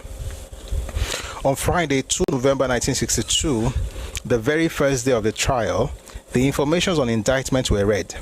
Like my 26 co-accused, I pleaded not guilty to each of the 3 charges in the indictment. 4 counsel appeared for us, namely AA, now Senator Adesanya, Willie Efueye, Sikiru, now Senator Shitabe, and Olakunri. They had appeared to be in the court premises in the course of their profession when they heard the news that my colleagues were waiting to be arraigned before Mr. Justice G.S. Showemimo, and that I might be joining them soon. They had to disengage themselves from other court assignments, and Senator Adesanya had to borrow. They had to disengage themselves from other court assignments, and Senator Adesanya had to borrow a wig and a gown from a friend to enable him to appear properly dressed before the trial judge. He had been in the court premises merely to file some processes when he heard the news. The battle for bail was fought and lost. Mr. B.A. Adedipe must be. Mr. B.A. Adedipe, Acting Director of Public Prosecutions of the Federation, leading Adebiyi, Kazim, and Mrs. Omotosho, gave reasons for opposing bail. In Volume 1, pages 9 and 10 of the record of proceedings, the trial judge records the reasons as follows. Mr. Adedipe for the Crown opposes bail because the offense in the first count is serious, and in view of the third count, it will be dangerous to allow them freedom. There is likelihood that if the accused persons are granted bail, they would interfere with the witnesses. I guaranteed that all counsel in this case will be granted facilities to interview their clients and summon witnesses. In his ruling, Mr. Justice G.S. Showemimo states as follows. The offenses against the accused persons, especially that contained in the first count, are very serious. In exercising this discretion, whether to grant bail or not, I take into consideration the allegations made by the Director of Public Prosecutions, which have not been challenged. Bail will therefore be refused. The allegation by the Acting Director of Public Prosecutions of the likelihood of interference with the witnesses by the accused persons was challenged and rejected by me. When the trial judge kindly permitted me to speak in reply to the Acting Director of Public Prosecutions, though it was he who gave me permission to speak, he made no reference in his ruling to what I had said. In consequence, and having regard to the elaborate preparations which had been made to receive me into Broad Street Prison on 2 November, I resolved not to apply for bail on 12 November as my co-accused did. I supported the applications for bail for them, but refused to make one for myself, believing it would be a sheer waste of valuable time. The trial judge's own record is of relevance. Here it is. I have said above all the main arguments. Please, if you're on TikTok, let's power tap. So this is it. By the way, I know I'm reading a long thing. I could have gone straight to the point, but I want us to actually read a book, for a while. It's good, Abby. I'm sure you're enjoying it. The trial judge's own record is of relevance. Here it is. I have said above all the main arguments for and against the applications. The applications, 7 in all, are similar, namely, number 1, to grant bail to the accused persons, and 2, to supply particulars. I might say that whilst the 27th accused person supported the applications, he did not make one himself, either orally or in writing. All that he informed the court was that the documents he requested previously had been supplied to him, and that he wanted 4 other documents, which I asked the Director of Public Prosecutions to make available to him. As the argument for bail on 2 November proceeded, and judging from the attitude of the presiding judge, it soon became clear to me that we were fighting a losing battle. In my meditation earlier in the morning,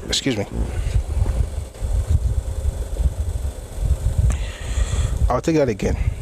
As the argument for bail on 2 November proceeded, and judging from the attitude of the presiding judge, it soon became clear to me that we were fighting a losing battle.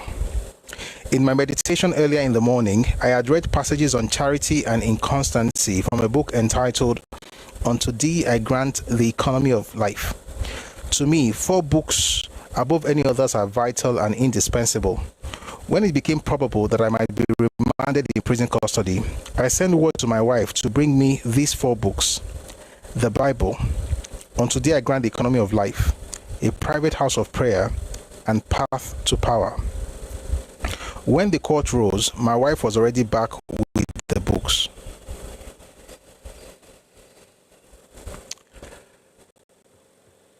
This man was deep. And maybe when we get to his diary, in another book, it's another book that has excerpts from his diary, you see how deep.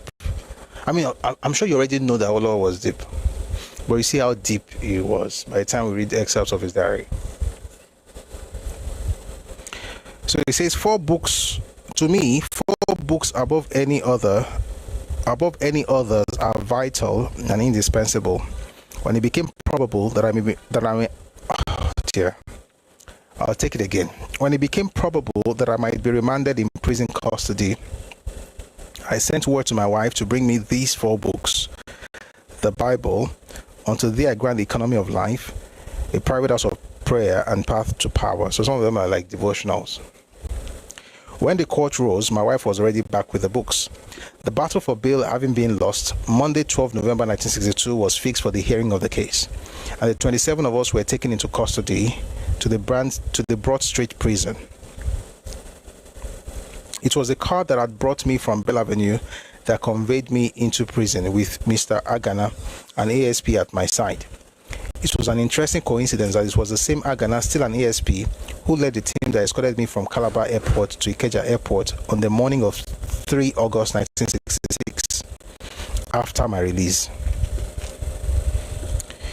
He had the unique honor of escorting me both to prison and to freedom. My wife followed us to the prison gate. She was allowed beyond the iron. I'll tell that again. My wife followed us to the prison gate. She was allowed beyond the iron gate, but not as far as the prison record office. She had to obtain a permit later in order to pay a visit and bring me. She must have gone through hell, man.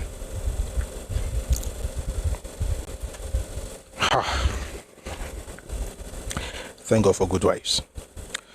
She was allowed beyond the iron gate, but not as far as the prison record office. She had to obtain a permit later in order to pay a visit and bring me food. She handed the books over to me. I smiled broadly at her, but she responded with a calm, loving, and resolute look. She did not smile. Mr. Lin did not come with us inside the prison gate. I asked one of the policemen to call the senior police officer in charge for me. A very tall, expatriate officer swaggered towards me from the gate, stared down at me somewhat insolently and contemptuously, and said, "Chief Awolowo, I hear you want to see me. Here I am. What is it about? I want to know what arrangement you have made for me to attend the proceedings of the Coca inquiry. In fact, I want to attend the inquiry now." "None, Chief Awolowo. For now, you remain here." "I am the central figure there." Chief Awolowo, he had a broad grin of mockery on his face. "I say you remain here for now.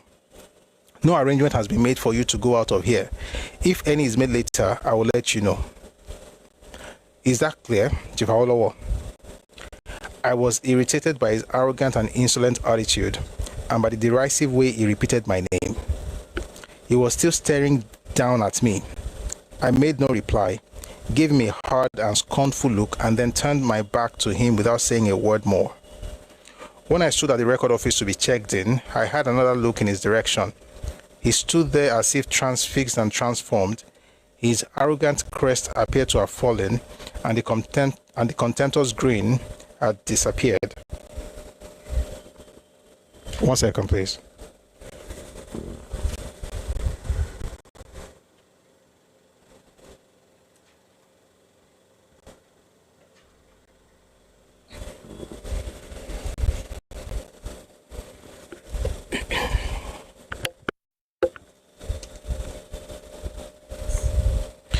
After registration at the record office, I was shown to my cell by the superintendent. I'll tell it again. After registration at the record office, I was shown to my cell by the chief superintendent of prison, Chief Amobi. The cell measured, as was confirmed later, 8 feet by 4 feet. There was a bed which was about 1.5 feet wide and about 6 feet long. There was a small table about 2 feet square. There was also a pail into which you must deliver day or night those messages which nature compels but which no other person can deliver on your behalf. The pail was covered by a wooden box. The cell was reminiscent of the old slave trade. There remained fixed to the solid concrete floor an old giant iron ring which used to form part of the chain with which slaves were held in the cell before they were transshipped to the Americas. The walls of the cell were unusually high. The only ventilation was a small aperture latticed with iron rods immediately under the roof at the back of the cell.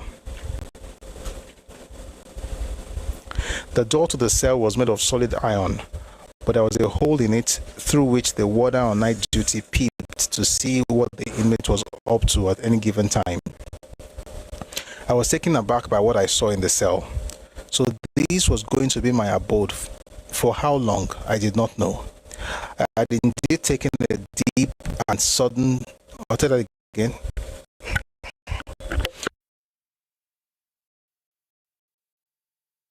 A sudden and deep plunge from a room of 24 by 16 feet in Ibadan with bed to match.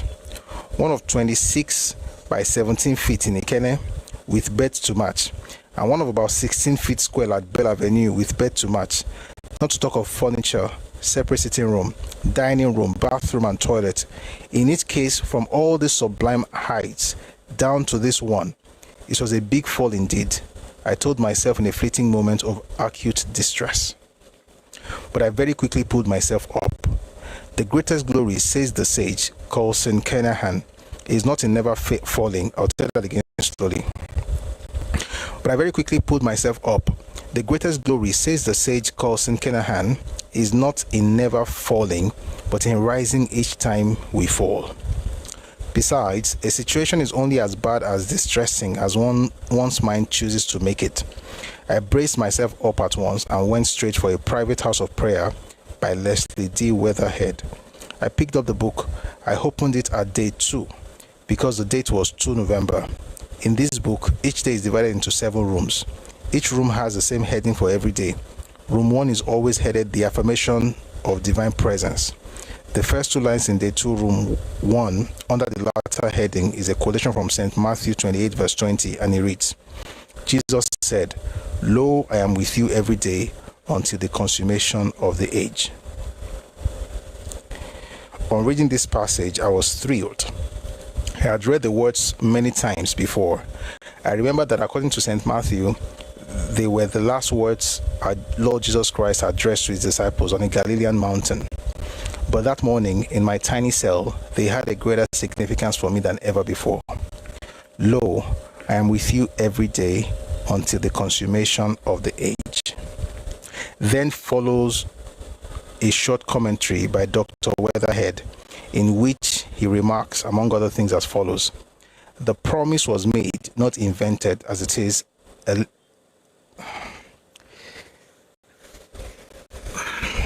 The promise was made, not invented, as it is, as Livingstone said, the word of a gentleman of the most sacred and strictest honor.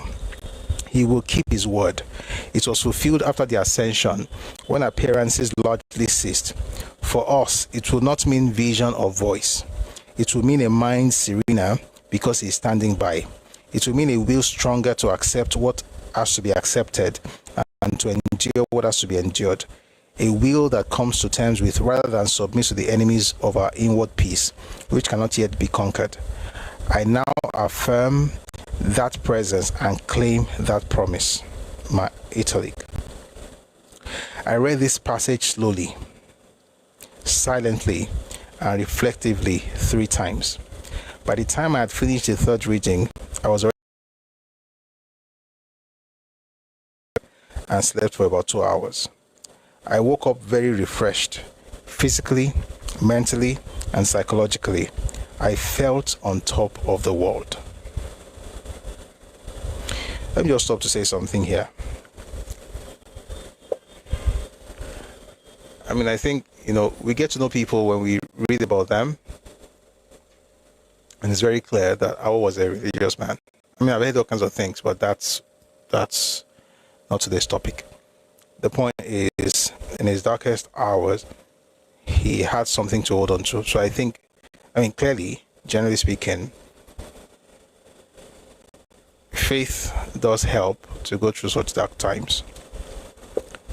And it's quite interesting that they would say, after sleeping for 2 hours and reading the devotional and, meditating on it, that he woke up very refreshed, physically, mentally, and psychologically, and he felt on top of the world in a tiny cell.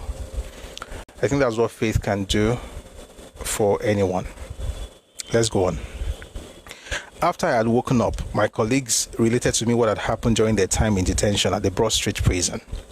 The cells in which we were a set of rooms opposite one another with a long corridor between them. There were 2 doors to the corridor. They were both made of solid iron with huge iron bars to reinforce them from inside and from outside.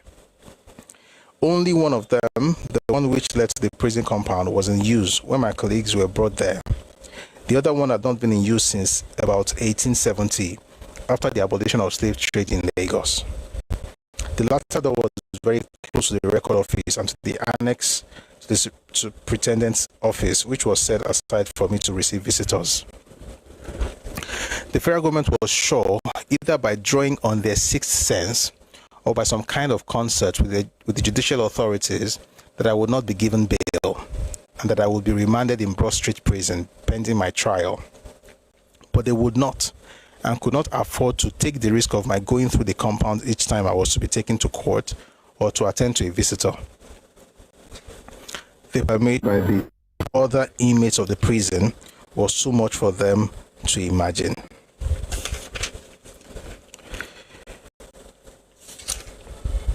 The possible acclamation by the other inmates of the prison was too much for them to imagine and contemplate.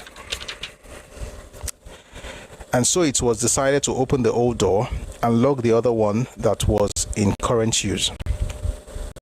However, the old door had rusted and was opened only by the application of contrivances for smelting and cutting solid iron. Some new parts had to be forged to make the door operational. In addition, some tall fences were erected to prevent the prisoners living on the first floors or some of the 2-story buildings in the compound from catching sight of me whenever I had to go through the old door to the record office to receive visitors. In spite of all these precautions, somehow the other inmates did manage to catch a glimpse of me sometimes, and on such occasions there was loud acclamation throughout all the cells. At night, they always listened to the radio broadcast of the treasonable felony proceedings and never heed their reactions, either deriding the prosecution or praising the defense. Sometimes they would stamp on the floors and bang the doors of their cells most vigorously to demonstrate their appreciation whenever the broadcast reported a good performance on the part of the defense. It was related to me that Mr. Lin personally supervised the opening of the old door and the erecting of the tall fences. In this connection, it will be seen that when he brought some documents to me on 1 November, he did so to taunt me cruelly. But he knew that I was going to be arrested the following morning, taken to court and remanded in prison custody. He also knew that the more important papers were still with him, no doubt reserved for Akintola and his friends, and that it had been ordained by the authorities that I should not attend the Coker inquiry ever again. By the way, there are 2 issues going on at the same time, just in case you are just joining us.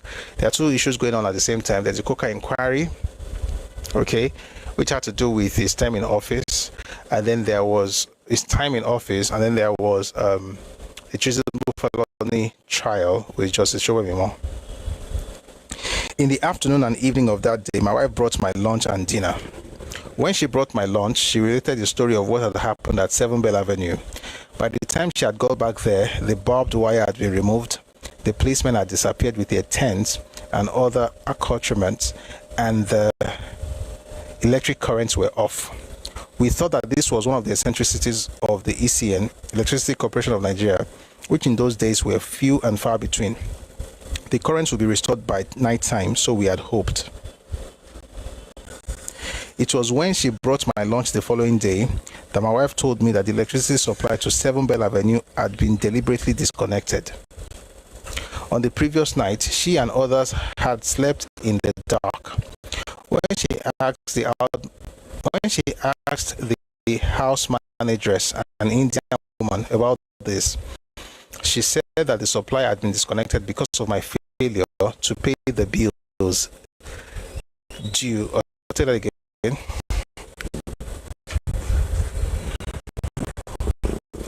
When she asked the house to pay the bills due since April 1962, when I had taken residence there as leader of the opposition.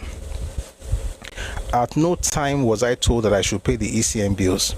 In any case, I did not think it was fair, just, or equitable that I should be required to pay bills for the period when I was restricted and imprisoned there against my will. From the very beginning of the crisis, I felt convinced that my opponents would entertain no remorse in dealing with me.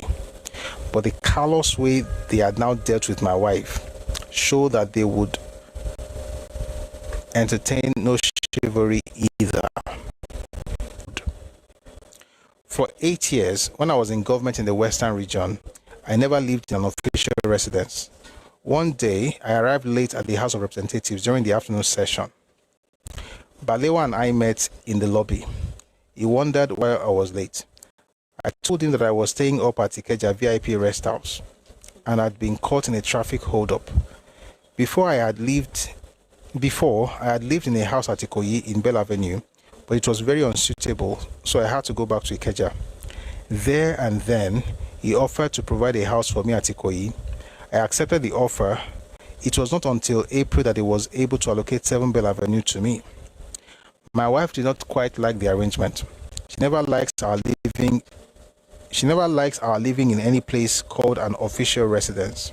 She prefers to live in a house, however lowly and inconvenient, which we can call our own. I hold the same view, and very strongly too. Anyway, since this was not a permanent residence and because it was much nearer the House of Representatives than the Ikeja VIP rest house, I prevailed upon her and we moved in to 7 Bell Avenue. But after our experiences there, she vowed on 3 November 1962, and I shared that vow, that in whatever position the people of Nigeria might place us in the future, in the public life of the country, we would never again live in an official residence. It would appear, she argued, that fate did not favor our living in such a residence. I shook my head in dissent at a reference to fate. Why, she rejoined, why is it that the first official residence in which we lived turned out to be a prison house for us? It was allocated to us in April. A month later, we were placed under restriction. 3 months later, we were restricted to this residence, and 5 months later, we were imprisoned in the same residence. And she concluded, no, whatever position God gives us to occupy in the public life of Nigeria, in future, we shall never live in an official residence.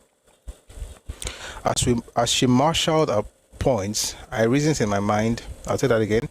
As she marshaled her points, I reasoned in my mind, without saying it aloud, that she was committing the fallacy of post hoc ergo propter hoc.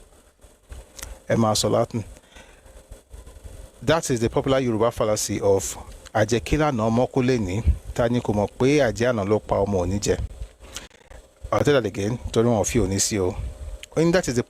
is the popular Yoruba fallacy of Ajekila no omokuleni tani ko mo pe aje ana lo pa omo je. The witch cried last night, and the child died today. Therefore, it was the witch that killed the child. But I agreed entirely with her conclusion because she had voiced aloud in an admirably spirited manner our settled policy in the matter. So that, though I did not quite agree with her reference to fate, yet I made up my mind there and then that I would not take the risk in the future of living in an official residence, be it a permanent or a temporary arrangement. Consequently, when she had finished speaking, I made a simple comment of concurrence. Well said. We will stick to our former policy in this matter under all circumstances. That's the end of the first chapter. By the way, when Papa was Premier, he was living in his own house. in Ẹkáàbọ. He did not live in government house. That's what he was referring to.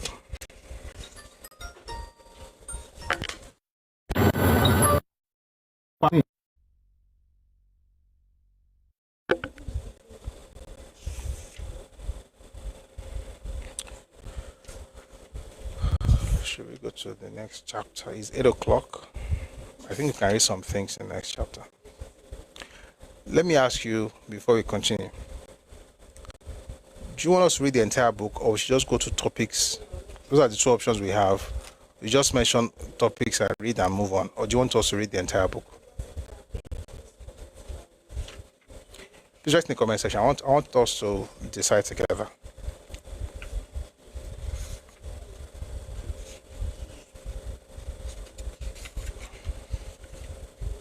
Everybody's interesting. As you can see, it'd be like novel.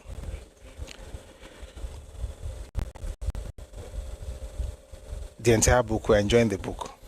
Okay. Thank you for your responses on TikTok.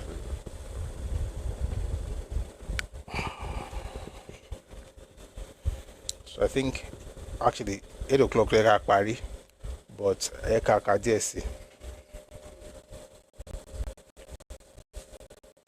let's go to chapter 2.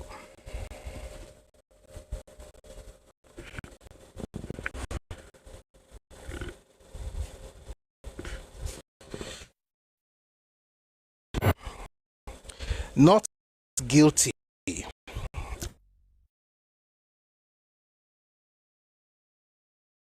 Preferred against me and 30 others on 2 November 1962 in the High Court at Lagos. The presiding judge was Mr. Justice Judge Shode Ndeshowemimo. The criminal information was signed and filed on 1 November 1962 by the Acting Director of Public Prosecutions of the Federation, Mr. B.A. Adedipe. The charge number, the complainant, and the full names of the 31 accused persons were as follows. Charge number LA/68C/62 or /68C/62. The Queen, complainant, versus the following defendants. By the way, you have the Queen here. It's quite interesting. Let's just continue. The Queen is the complainant versus the following defendants. We're just going to read the names very quickly without having... Number 1, Ikpo Akinwumi Maja. Number 2, Michael Adedapo Omishade. Number 3, Gabi Shashore. Number 4,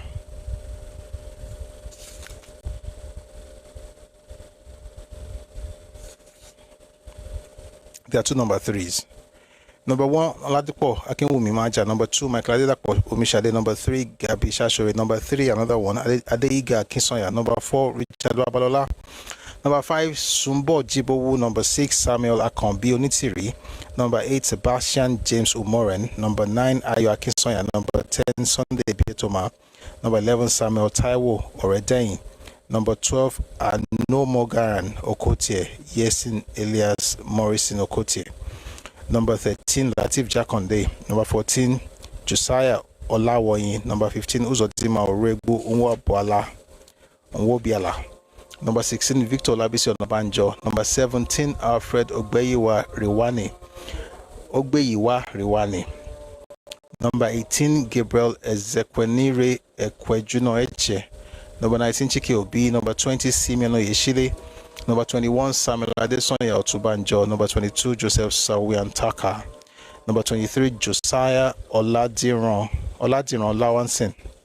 Number 24, Muri Badmos. Number 25, Joshua Olatunde Akinropo Akamo.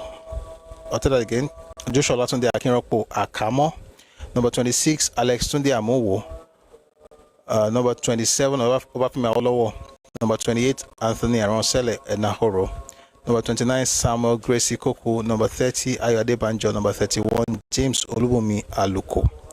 The 31 of us were charged with the following offenses. Statement of offense, first count, treasonable felony, contrary to section 41, subsection B of, tell that again, treasonable felony, contrary to section 41B of the Criminal Code, particulars of offense, Oladipo Akinwumi Maja, etc., that is 30 others already named above, between December 1960 and September 1962 in Lagos and in various other places in Nigeria, formed an intention to levy war against our sovereign lady, the Queen, within Nigeria, in order to force or constrain to compel our sovereign lady the Queen to change her measures or counsels, and manifested such intention by overt acts detailed below.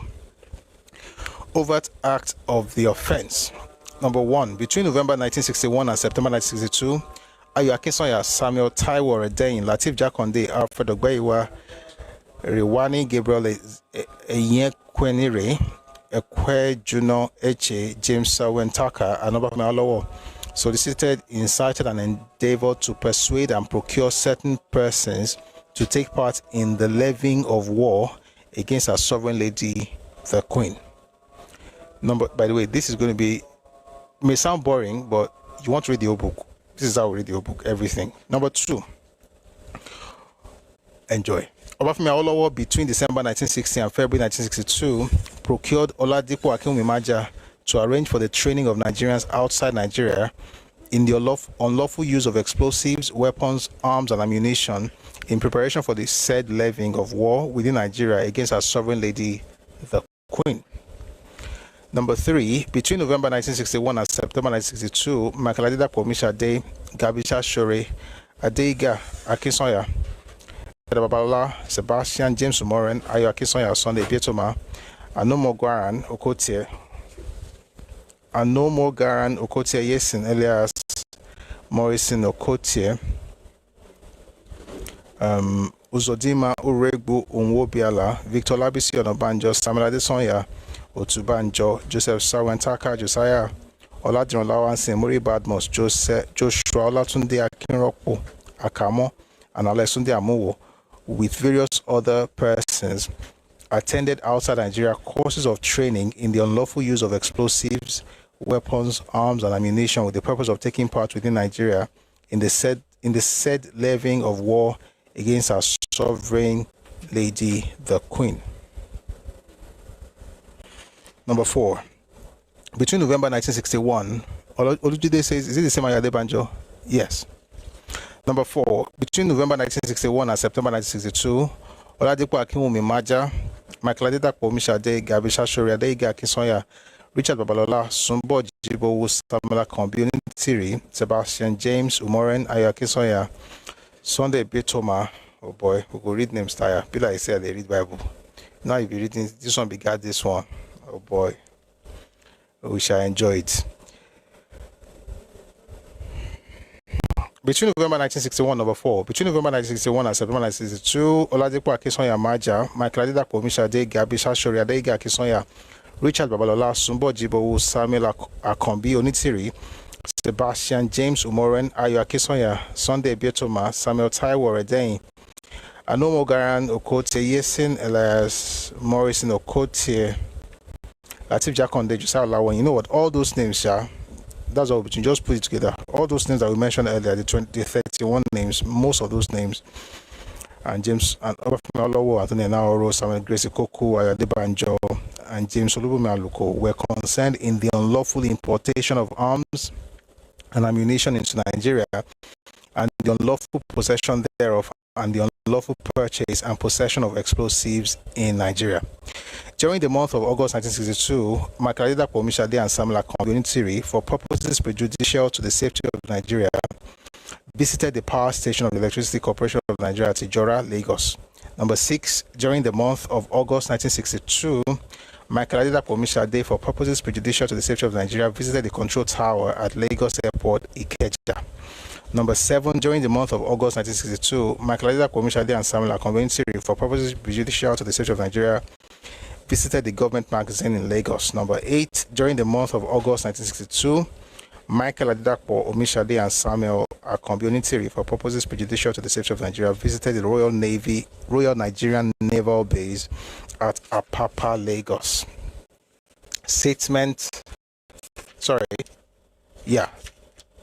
Statement of offense, second count, conspiracy to commit a felony contrary to section 516 of the Criminal Code, particularly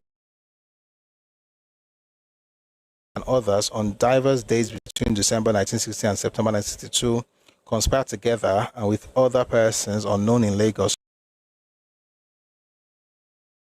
when Lady the Queen in order to intimidate. This one is even making me feel funny. This sovereignty, after independence, well, that's because we're not a republic until 63. But let's just continue.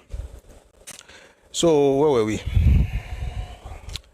They conspired together with other persons unknown in Lagos to commit a felony to wit to levy war against our sovereign lady, the Queen, in order to intimidate or overawe the Governor General. Statement of offense, third count, conspiracy to effect an unlawful purpose, contrary to section 5186 of the Criminal Code.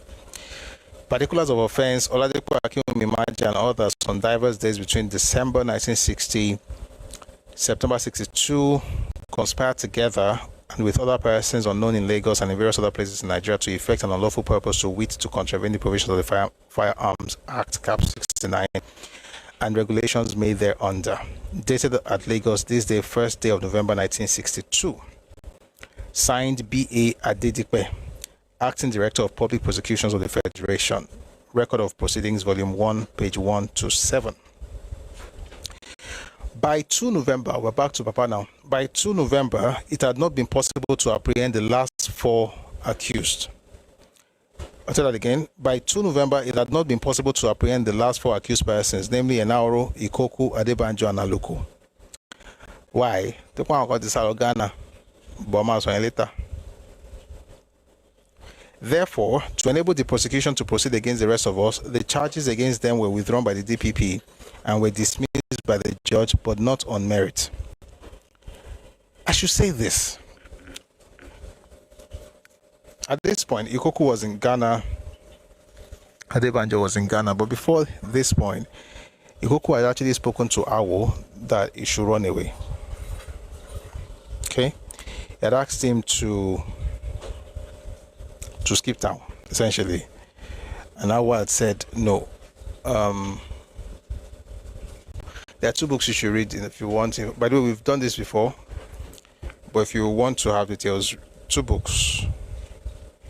Awo's Life's Great Battle and of the Nigerian Civil War by Odia Ofemon. Awo refused to japa, and the reason he gave was that he was the main person in the whole stuff, and people were looking up to him. It would be cowardly to run away. So he could have jackpot like this one. And the reason I'm mentioning is because this one jackpot returned and began to make up stories. And those stories were debunked. And if you watch our series on a series we did, not a series, it was a session actually. Was it a series? I think it was about 2 videos, 2 sessions on this whole treasonable felony thing. So if you go, I remember now.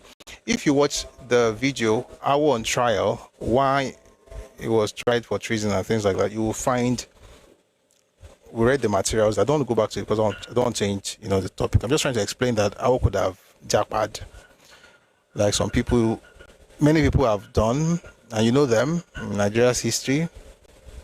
But he didn't have to jackpot because it was honorable. So good to be children of Awo, isn't it? Praise the Lord.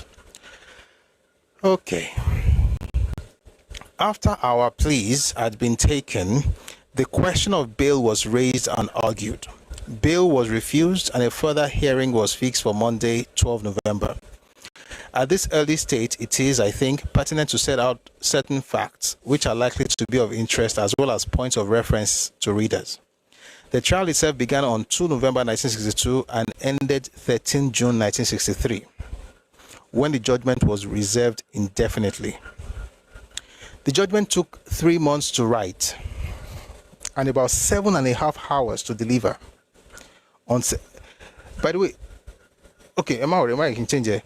What he's saying basically is that the judge spent 7.5 hours reading the judgment that took him 3 months to write, while the people were in prison because they were not granted bail. So they were already in prison before they were even sentenced. So Papa is saying here, the trial itself began on 2 November 1962 and ended on 13 June 1963, when judgment was reserved indefinitely. The judgment took 3 months to write and about 7.5 hours to deliver on 11 September 1963. Altogether, 95 witnesses testified, 53 for the prosecution and 42 for the defense. Of the 53 prosecution witnesses, only 7 testified directly against us. They were: number 1, Dr. Oladipo Maja, first prosecution witness. Number 2, Dr. Ezion Obamiro, third prosecution witness. Number 3, Alhaji Ibrahim Imam, fourth prosecution witness. Number 4, Mr. Patrick M. Dokotri, fifth prosecution witness. Number 5, Mr. Henry O'Leary, sixth prosecution witness. Number 6, Chief J.O. Oshuntokun,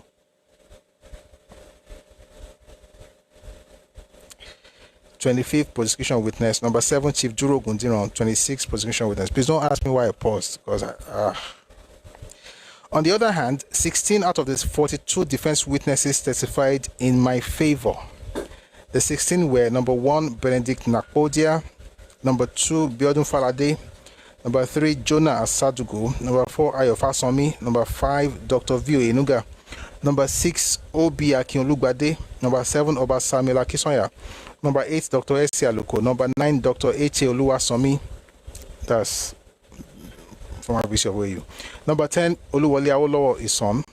Number 11, Michael Matthew. Number 12, Nosikwe Ikpo. Number 13, Patrick Ativie. Number 14, John William. Number 15, Esolan Lein. Number 16, Timothy Ojo. The defense counsel, someone said that he was shocked. I wasn't shocked. I just paused for effect. When you read this book, let me show you, because I was looking at the book earlier today, which is quite interesting. Laluki Akintola is Life and Times. It was written by Chief J. Oshuntokun. He didn't have very good words for Awo. You see, let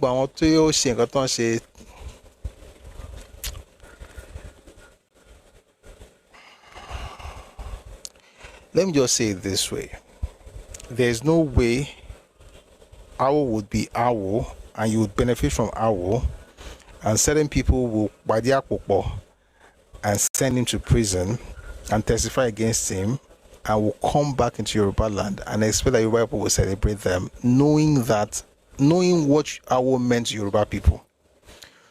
I'm reading this. One of the reasons is because I also want you to understand why certain people are spoken of the way they are in Yoruba land, and understand where it's coming from.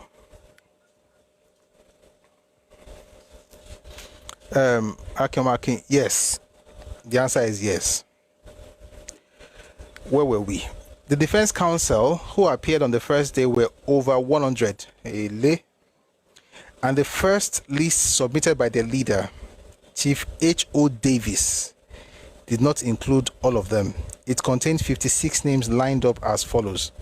Who remembers Chief H.O. Davis? Who remembers? If you were here when we discussed Awolowo's life, that was a long time ago, when we talked about, H.O. Davis was in NYM with them, was one of the leaders at the time, was one of the quartet that used to speak back in the day.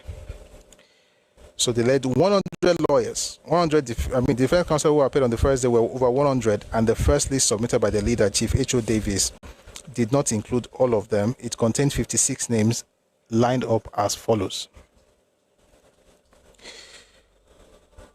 Number 1, Chief H.O. Davis, Kwesi.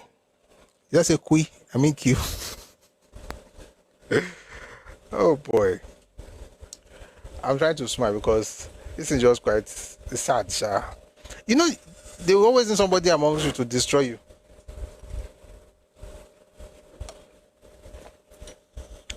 I'm talking to Akin. They will need someone close to you now. That's why a stranger can never betray you. A stranger can never betray you. It has to be someone you trust. Traitors often are people who are actually close to you. If not, it won't pay you.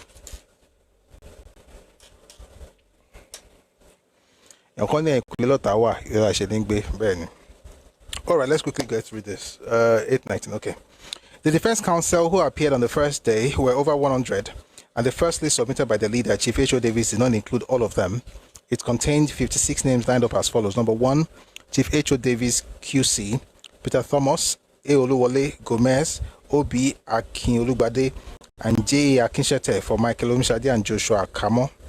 Number 2, L.J. Dosumu, A. Ademola, O. Efweye, A. Disu, O. N. Riwani, A. R. Noibi, A. Adesonya, Akim Habib, and A. Ajibola for Alfred Riwani, Dr. Chike Obi, and G. Ekwejuno Eche. Number 3, Adewale Thompson, Alaji Busari Obisheson, Ali Ekine, A.O. Jacobs, and Z.O. Adetula for Sunday Bietoma and J.S. Olawoyin. Number 4, A. Akintoye, A.A. Odunsi, J.O. Awopetu, T. Oshinupebi, and O. Woduni for S. Yoredeyin, L.K. Jakonde, and V.O. Onobanjo. Number 5, Oluayola, E.A. Molajo, Bikesteth, A.A. Ogunson, S.O. Shogbetun, C.A. Fajemisin, and Yinka Oshiboju for S.J. Umoren, J.O. Lawansin, Ayo Akinsonya, and A. Okote Yesen. Number 6, Ayo Kushaga, J.O. Koka, Delege, F. Akinrele, Tunji Braithwaite, A.A. Adejonwo, Sonyaolu, and S.A. Shitabe for S.A. Onitiri and S.A. Otubanjo. Number 7, A.K.I. Makonju for Adeiga Akinsonya and Simeno Yeshile. Number 8, Chief O. Moore, QC, C.O. Adesonya, M.O. Seni, Miss Kuye, K.O. Yero for Sumbo Jibowo, Tunde Amuwo, and Muri Badmos. Number 9, M.A. Adesonya, A. Odedino, Shegun Awolowo, R.O. Fawaimi, R.I. Oluwa, and J.A. Odeku for Gabi Shashore, J.S. Starker, and U.I. Nwaobiala. Number 10, Soji Odunjo, A.A. Adesonya, and Olusegun Awolowo to assist Chief Awolowo. This list changed several times, and most of the lawyers, including Chief Davis, dropped out. The brunt of the trial was actually borne by, number 1, Mr. M.A. I'll tell you again. The brunt of the trial was actually borne by, number 1, M.A. Adesonya for Shashore, Nwobiala, and Taka, with whom was Barrister S.M. Olakunrin. Number 2, E.A. Molajo for Ayo Akinsonya, S.J. Omoren, Adeiga Akinsonya. Number 3, E.A. Peter Thomas for Sumbo Jibowo. Number 4, J.O. Koka, S.A. Onitiri for S.A. Onitiri. Number 5, Adewale Thompson for Biotoma Olawoyin Lawansin. Number 6, Oya Akintoye for Edeyin Jakonde, assisted at one stage by J.O. Josipe. Number 7, A.K.I. Makonju for Onobanjo and Oyeshile. Number 8, L.J. for Ekwejuno Eche and Dr. Obi. Number 9, Ayo Kushaga for Otubanjo and Tunde Amuwo. Number 10, M.O. Oseni for Muri Badmos and Joseph Akamo.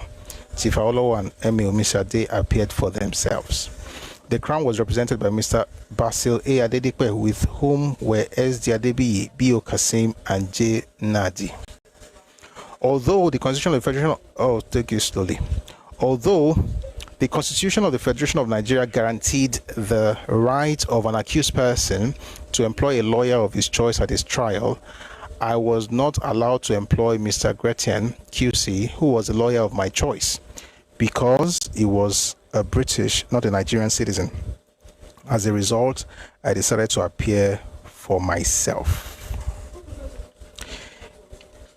Before the court resumed hearing, applications had been filed seeking the court order to quash the information filed by the DPP. Accordingly, when the trial resumed on 12 November, the whole day was taken up in pressing for an order to quash the information under subsection 3 of the section 340 of the Criminal Procedure Act, cap, on the ground that the information had been preferred otherwise than in accordance with subsection 2 of the said section 340 of the CPA. For clarity, I would like to reproduce the relevant subsections of section 340 of the CPA. Number 1.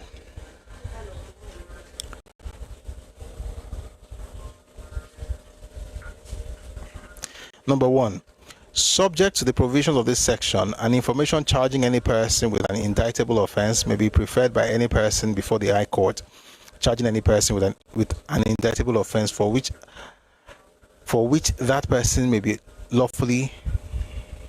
Let me start again. Number 1. Subject to the provisions of this section, an information charging any person with an indictable offense may be preferred by any person before the High Court, charging any person with an indictable offense for which that person may lawfully be indicted. And wherever an information has been so preferred, the registrar shall, if he is satisfied that the requirements of the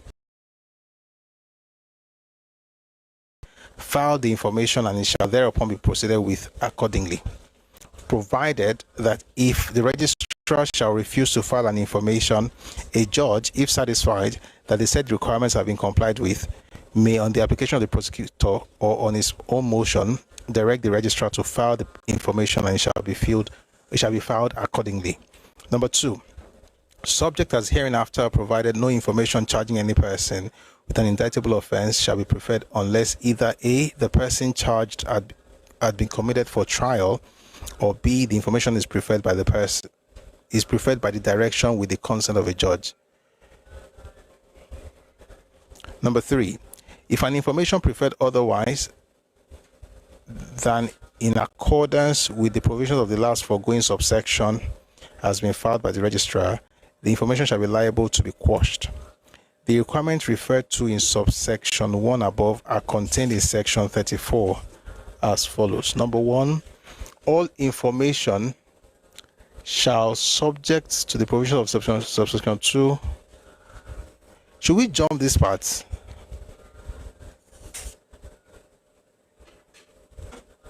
I mean, I don't mind reading it, but I just think that it sounds a bit weird to read it out. So please, I'm just going to go to, they're important, but what we want to know is what they did with all this section, subsection. I'll read it if I was arguing a case, but let's just go on.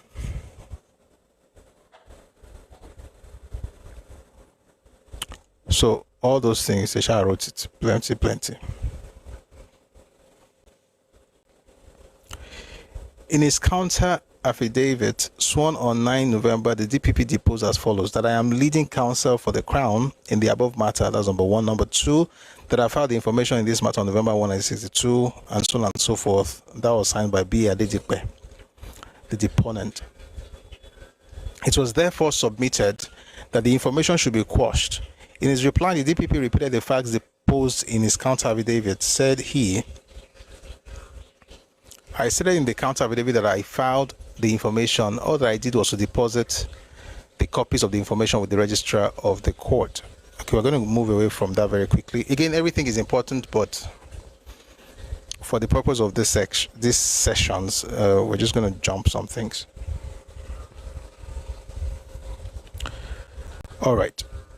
In his ruling, which was delivered on 13 November, Mr. Justice Showemimo said as follows: 2 written and about 3 oral applications have been made by way of motions requesting the quashing of the information in this case. The grounds of complaint were A, that there had been no compliance with section 340, subsection 2B of the CPA. B, that even if there had been compliance with section HO2B, such compliance could not be valid as it formed part of a file containing, amongst other papers, the notes of evidence and my endorsement thereon, which are not public records. Number 3, or C, that the DPP, in submitting his application for the consent of the trial judge, shall have sent it by post to the clerk to the justice. D, there was some suggestion that the registrar was the proper person to file the indictment, and that the heading where he had done so should be quite different to the one served on each of the accused persons. In the course of the argument, I have been referred to section 363 and the provision of the administration of justice and so on and so forth. I'm just going to jump very fast. I am satisfied, as per the record in this case, as I have shown to one of the counsel who indirectly challenged the integrity of the bench in saying that he did not believe that the application was made and consent given, that section 342B has been complied with. I am also satisfied, and so on and so forth. I will rule on the consideration of all the arguments, including the exercise and so on and so forth. We're going to jump. On 13 November, On 13 November, after the court's ruling, the DPP outlined the case for the prosecution in the following words as recorded by the trial judge. The accused persons are charged on 3 counts, of which the first is treasonable felony. Refers to the particulars of the first count. Prosecution not bound to prove all the overt acts as stated in the charge. Really? Okay. A proof of one of them with the intention of carrying out illegal purposes in the eye of the law, proof of the offense. Refers to the other counts. Prosecution will lead evidence to show that there was a general election and that after this election, some of the accused persons as well as others decided to form 2 committees, viz. Ideological Committee and Tactical Committee. Evidence will be led to show that members of the Ideological Committee were selected in that meeting. Evidence will also be led that the 27th accused was given the power to form the Tactical Committee. Just to be sure we are all reading together, who is the 27th accused? Let me see it in the comment section, please. Who were they referring to here when they said 27th accused person? 27th accused person. I just want to be sure we are all on the same page. Anyone?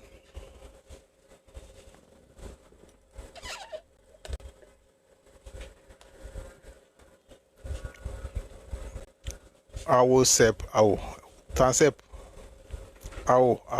Thank you very much. So we are all listening.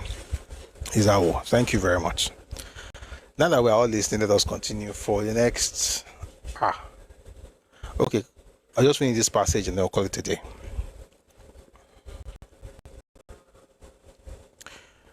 Essentially, I'm reading what those guys are saying against Papa, but he wrote it in his book, so let's read it. Where were we? So they said we're going to form 2 committees, Ideological Committee and the Tactical Committee, and that the 27th accused person was given the power to form the Tactical Committee. Evidence will also be led to show that at a meeting at which some of the accused persons were present, the use of violence in the overthrow of the federal government was discussed. This was on the 14th December 1960. Evidence will also be led that the 27th accused appointed members of this tactical committee and gave each member an assignment. The prosecution will show that the real object of the committee was to overthrow the federal government by force. In order to achieve these objectives, some Nigerian citizens were recruited by the accused persons and were sent to a secret camp in Ghana for training. The training was in the unlawful use of arms and explosives. During the period November 1961 to September 1962, these Nigerians were sent to Ghana for training. In furtherance of this objective, it became necessary for these accused persons to possess arms and ammunition. The prosecution will prove that the accused persons unlawfully imported large quantities of arms and ammunition from Ghana into Nigeria. The prosecution will endeavor to prove that these arms and ammunition were carried to Ijebu Division. There, they were distributed and sent to all parts of Nigeria. The prosecution will also establish that the accused persons, in furtherance of this illegal purpose, bought large quantities of explosives in Nigeria. 50 cases of these explosives were recovered in Abeokuta. All the arms and ammunition and explosives recovered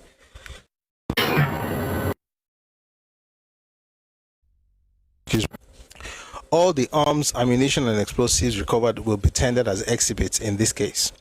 Prosecution will also lead evidence to show that powerful torchlights to be used during a blackout would be used.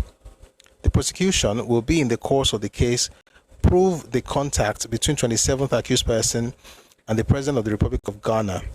The prosecution will also prove that this contact man arranged for the transportation of the arms from Ghana to Nigeria. Evidence meetings in Lagos and various places in Nigeria at which the execution of these several assignments was discussed. The prosecution will also prove that in furtherance of the common intention, some of the accused persons were sent as spies to the power station of the ECN Ijora, Lagos Airport Ikeja, Government Magazine in Lagos, and Royal Naval Base at Apapa, with a view to all these things being taken over as part of the overthrow of the government of the Federation. So if you want to overthrow the government, this is where you're going to go. Evidence will be led to show that the accused persons in dock have finalized a grand design whereby at 2 a.m. of September 23, 1962, the whole of Lagos and its environs would have plunged into complete darkness, It is in this respect that evidence about the powerful torchlights came into vogue. Included in this grand design is that immediately Lagos had been plunged into darkness, certain selected men amongst the accused persons will surround the State House, whilst others were to capture the Prime Minister and other federal ministers who have soldiers and the army. Wow. Okay. So they said that included in this grand design is that immediately Lagos had been plunged into darkness. Certain selected men amongst the accused persons would surround the State House, whilst others were to capture the Prime Minister and other federal ministers. Evidence will be led that after the blackout, the Naval Base Control Tower and other installations at the Ikeja and Army and police armories would have been captured. The prosecution will lead evidence to prove that the intention of the accused persons was that the 27th accused person I'll tell it again. Please pay attention. I want to link it to something. The prosecution will lead evidence to prove that the intention of the accused persons was that the 27th accused person, after the coup had been staged, would have gone to the NBC Ikoyi to broadcast to the nation that he had assumed power as the Prime Minister of Nigeria. Evidence will be led by police that some of the accused persons admitted in their statements to the police, which will be tendered in the evidence that the part they played in these matters. I think that the clowns that were doing, not even them, the clowns that lie about the coup of 1966, that bit about how I was going to become the Oga, they lifted it from the treasonable felony trial. That's what I think. Exactly at the point at which the DPP concluded his remarks, a dramatic incident occurred, and the trial judge quickly and faithfully recorded it in these words. I may hereby remark that all the counsel of the accused persons, without obtaining my leave, walked out of the court. Nothing daunted, Mr. Justice Showemimo continued with the trial. The prosecution entered a no prosequi, I think it's Latin, in favor of Dr. Ladipo Maja and Richard Babalola, first and fifth accused persons respectively. Dismissed the charges against them, but not on the merits. In the course of Maja's evidence, another dramatic incident occurred. The beginning of it was not recorded, only the conclusion. Maja's evidence was suddenly interrupted. The court rose. The then Chief Justice of Nigeria, Sir Adetokunbo Ademola, on learning that the defense counsel had walked out on Mr. Justice Showemimo, invited them to his chamber.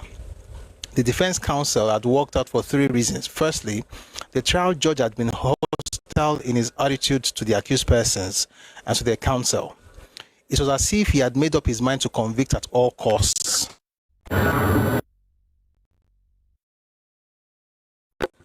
So the idea basically is that the judge is sitting down talking and the defense counsel walks out on him.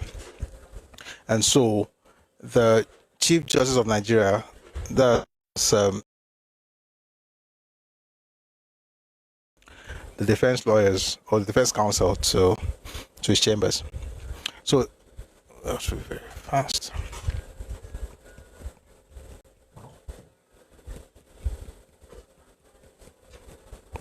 Okay.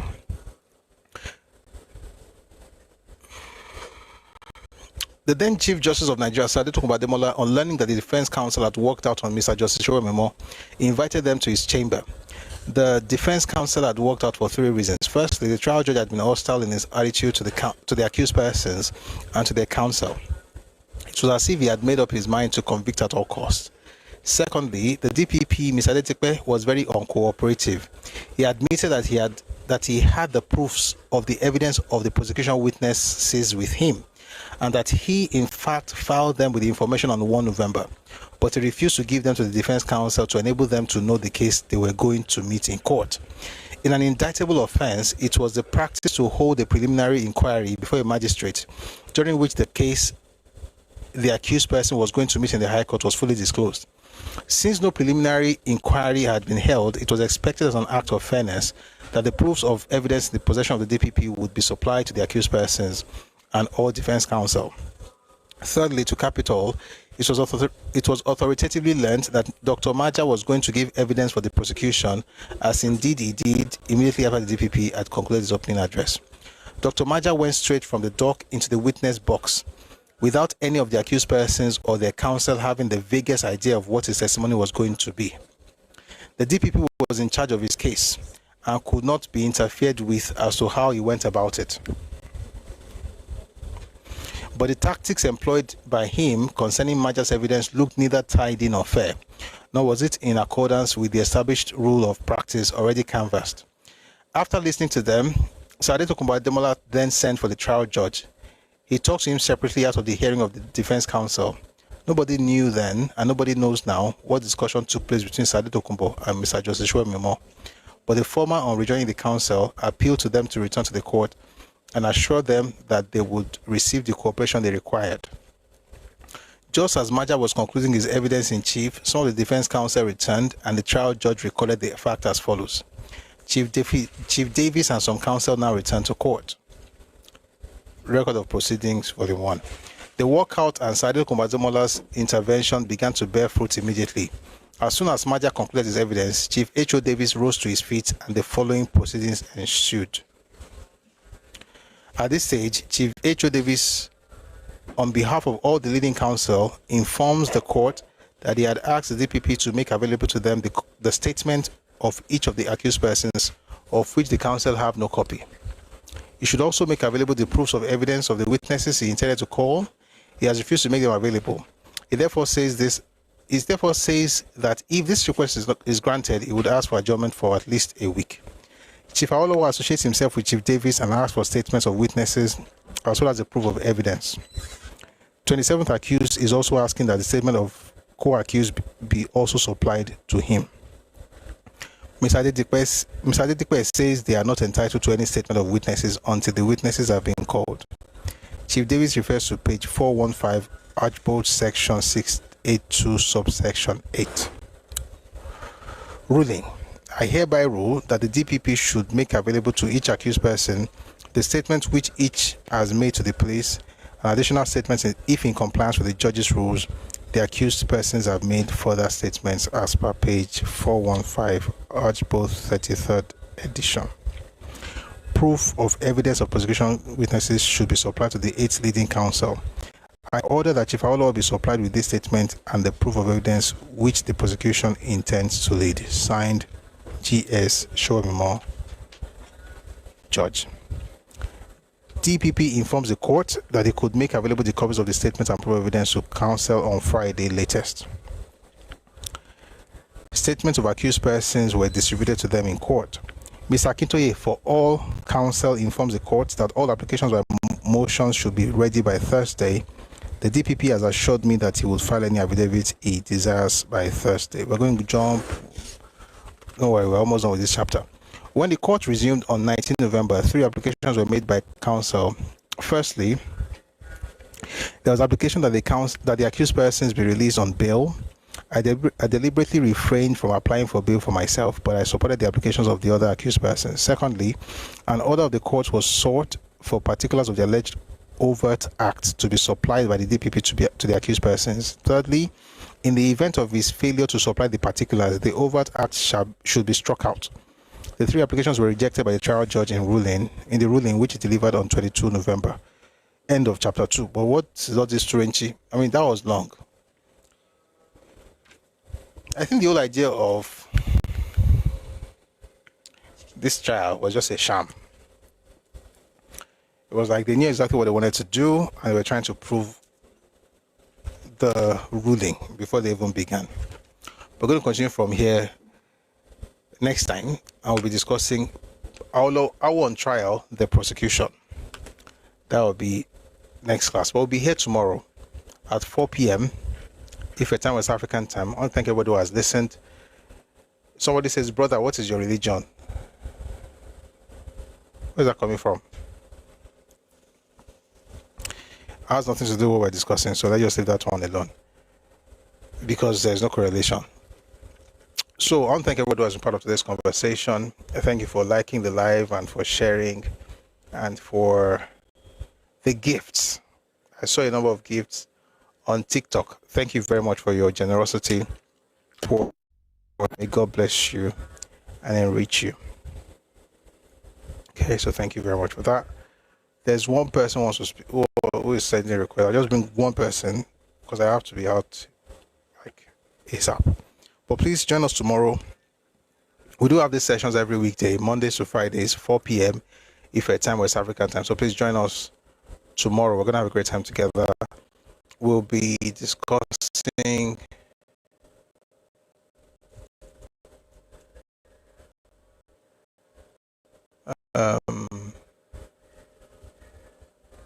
abandoned properties. Is that or we listen to an elder? One of the two. But we'll have a great time regardless. So please join us 4 p.m. if at time West African time tomorrow.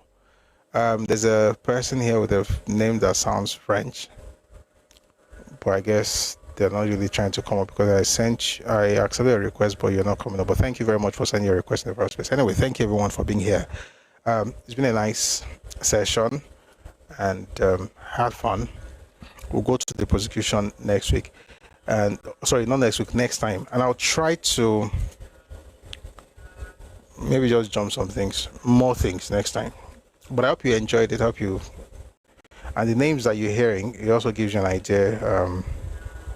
If you put that side by side, what people say about certain people, you begin to understand. It's not like they hate those people because of cotton shea or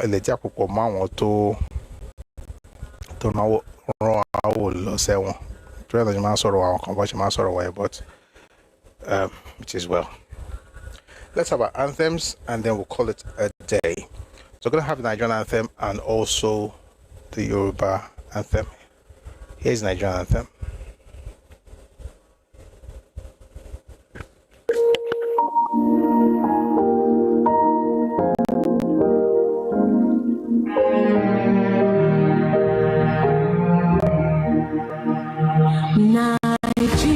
Nigeria, we hail thee, our own dear native land.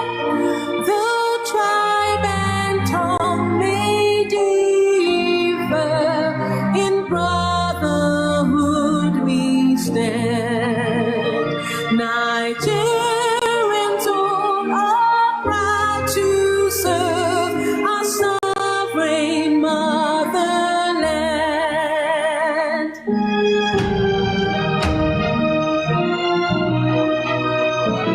Our flag shall be your symbol that truth and justice reign. In peace or battle honored, and this we count as gain. To hand unto our children a banner without name. Oh Lord of all creation, grant this our one request. Help us to build a nation where no man is oppressed. And so with peace and plenty, Nigeria may be blessed. Nigeria may be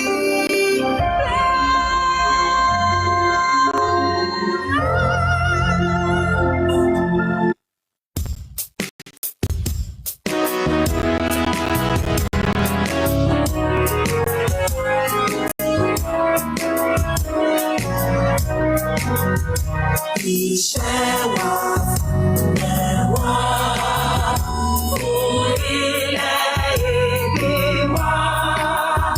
Tàgbéga, tàgbéga, tàgbéga fáyé rí. Ìgbàgbọ́ wa ni pé bá ti bẹ̀rù làbọ̀bọ̀. Ká ṣiṣẹ́, ká ṣiṣẹ́, ká ṣiṣẹ́ ká jọlá. Ìṣọ̀kan àti òmìnira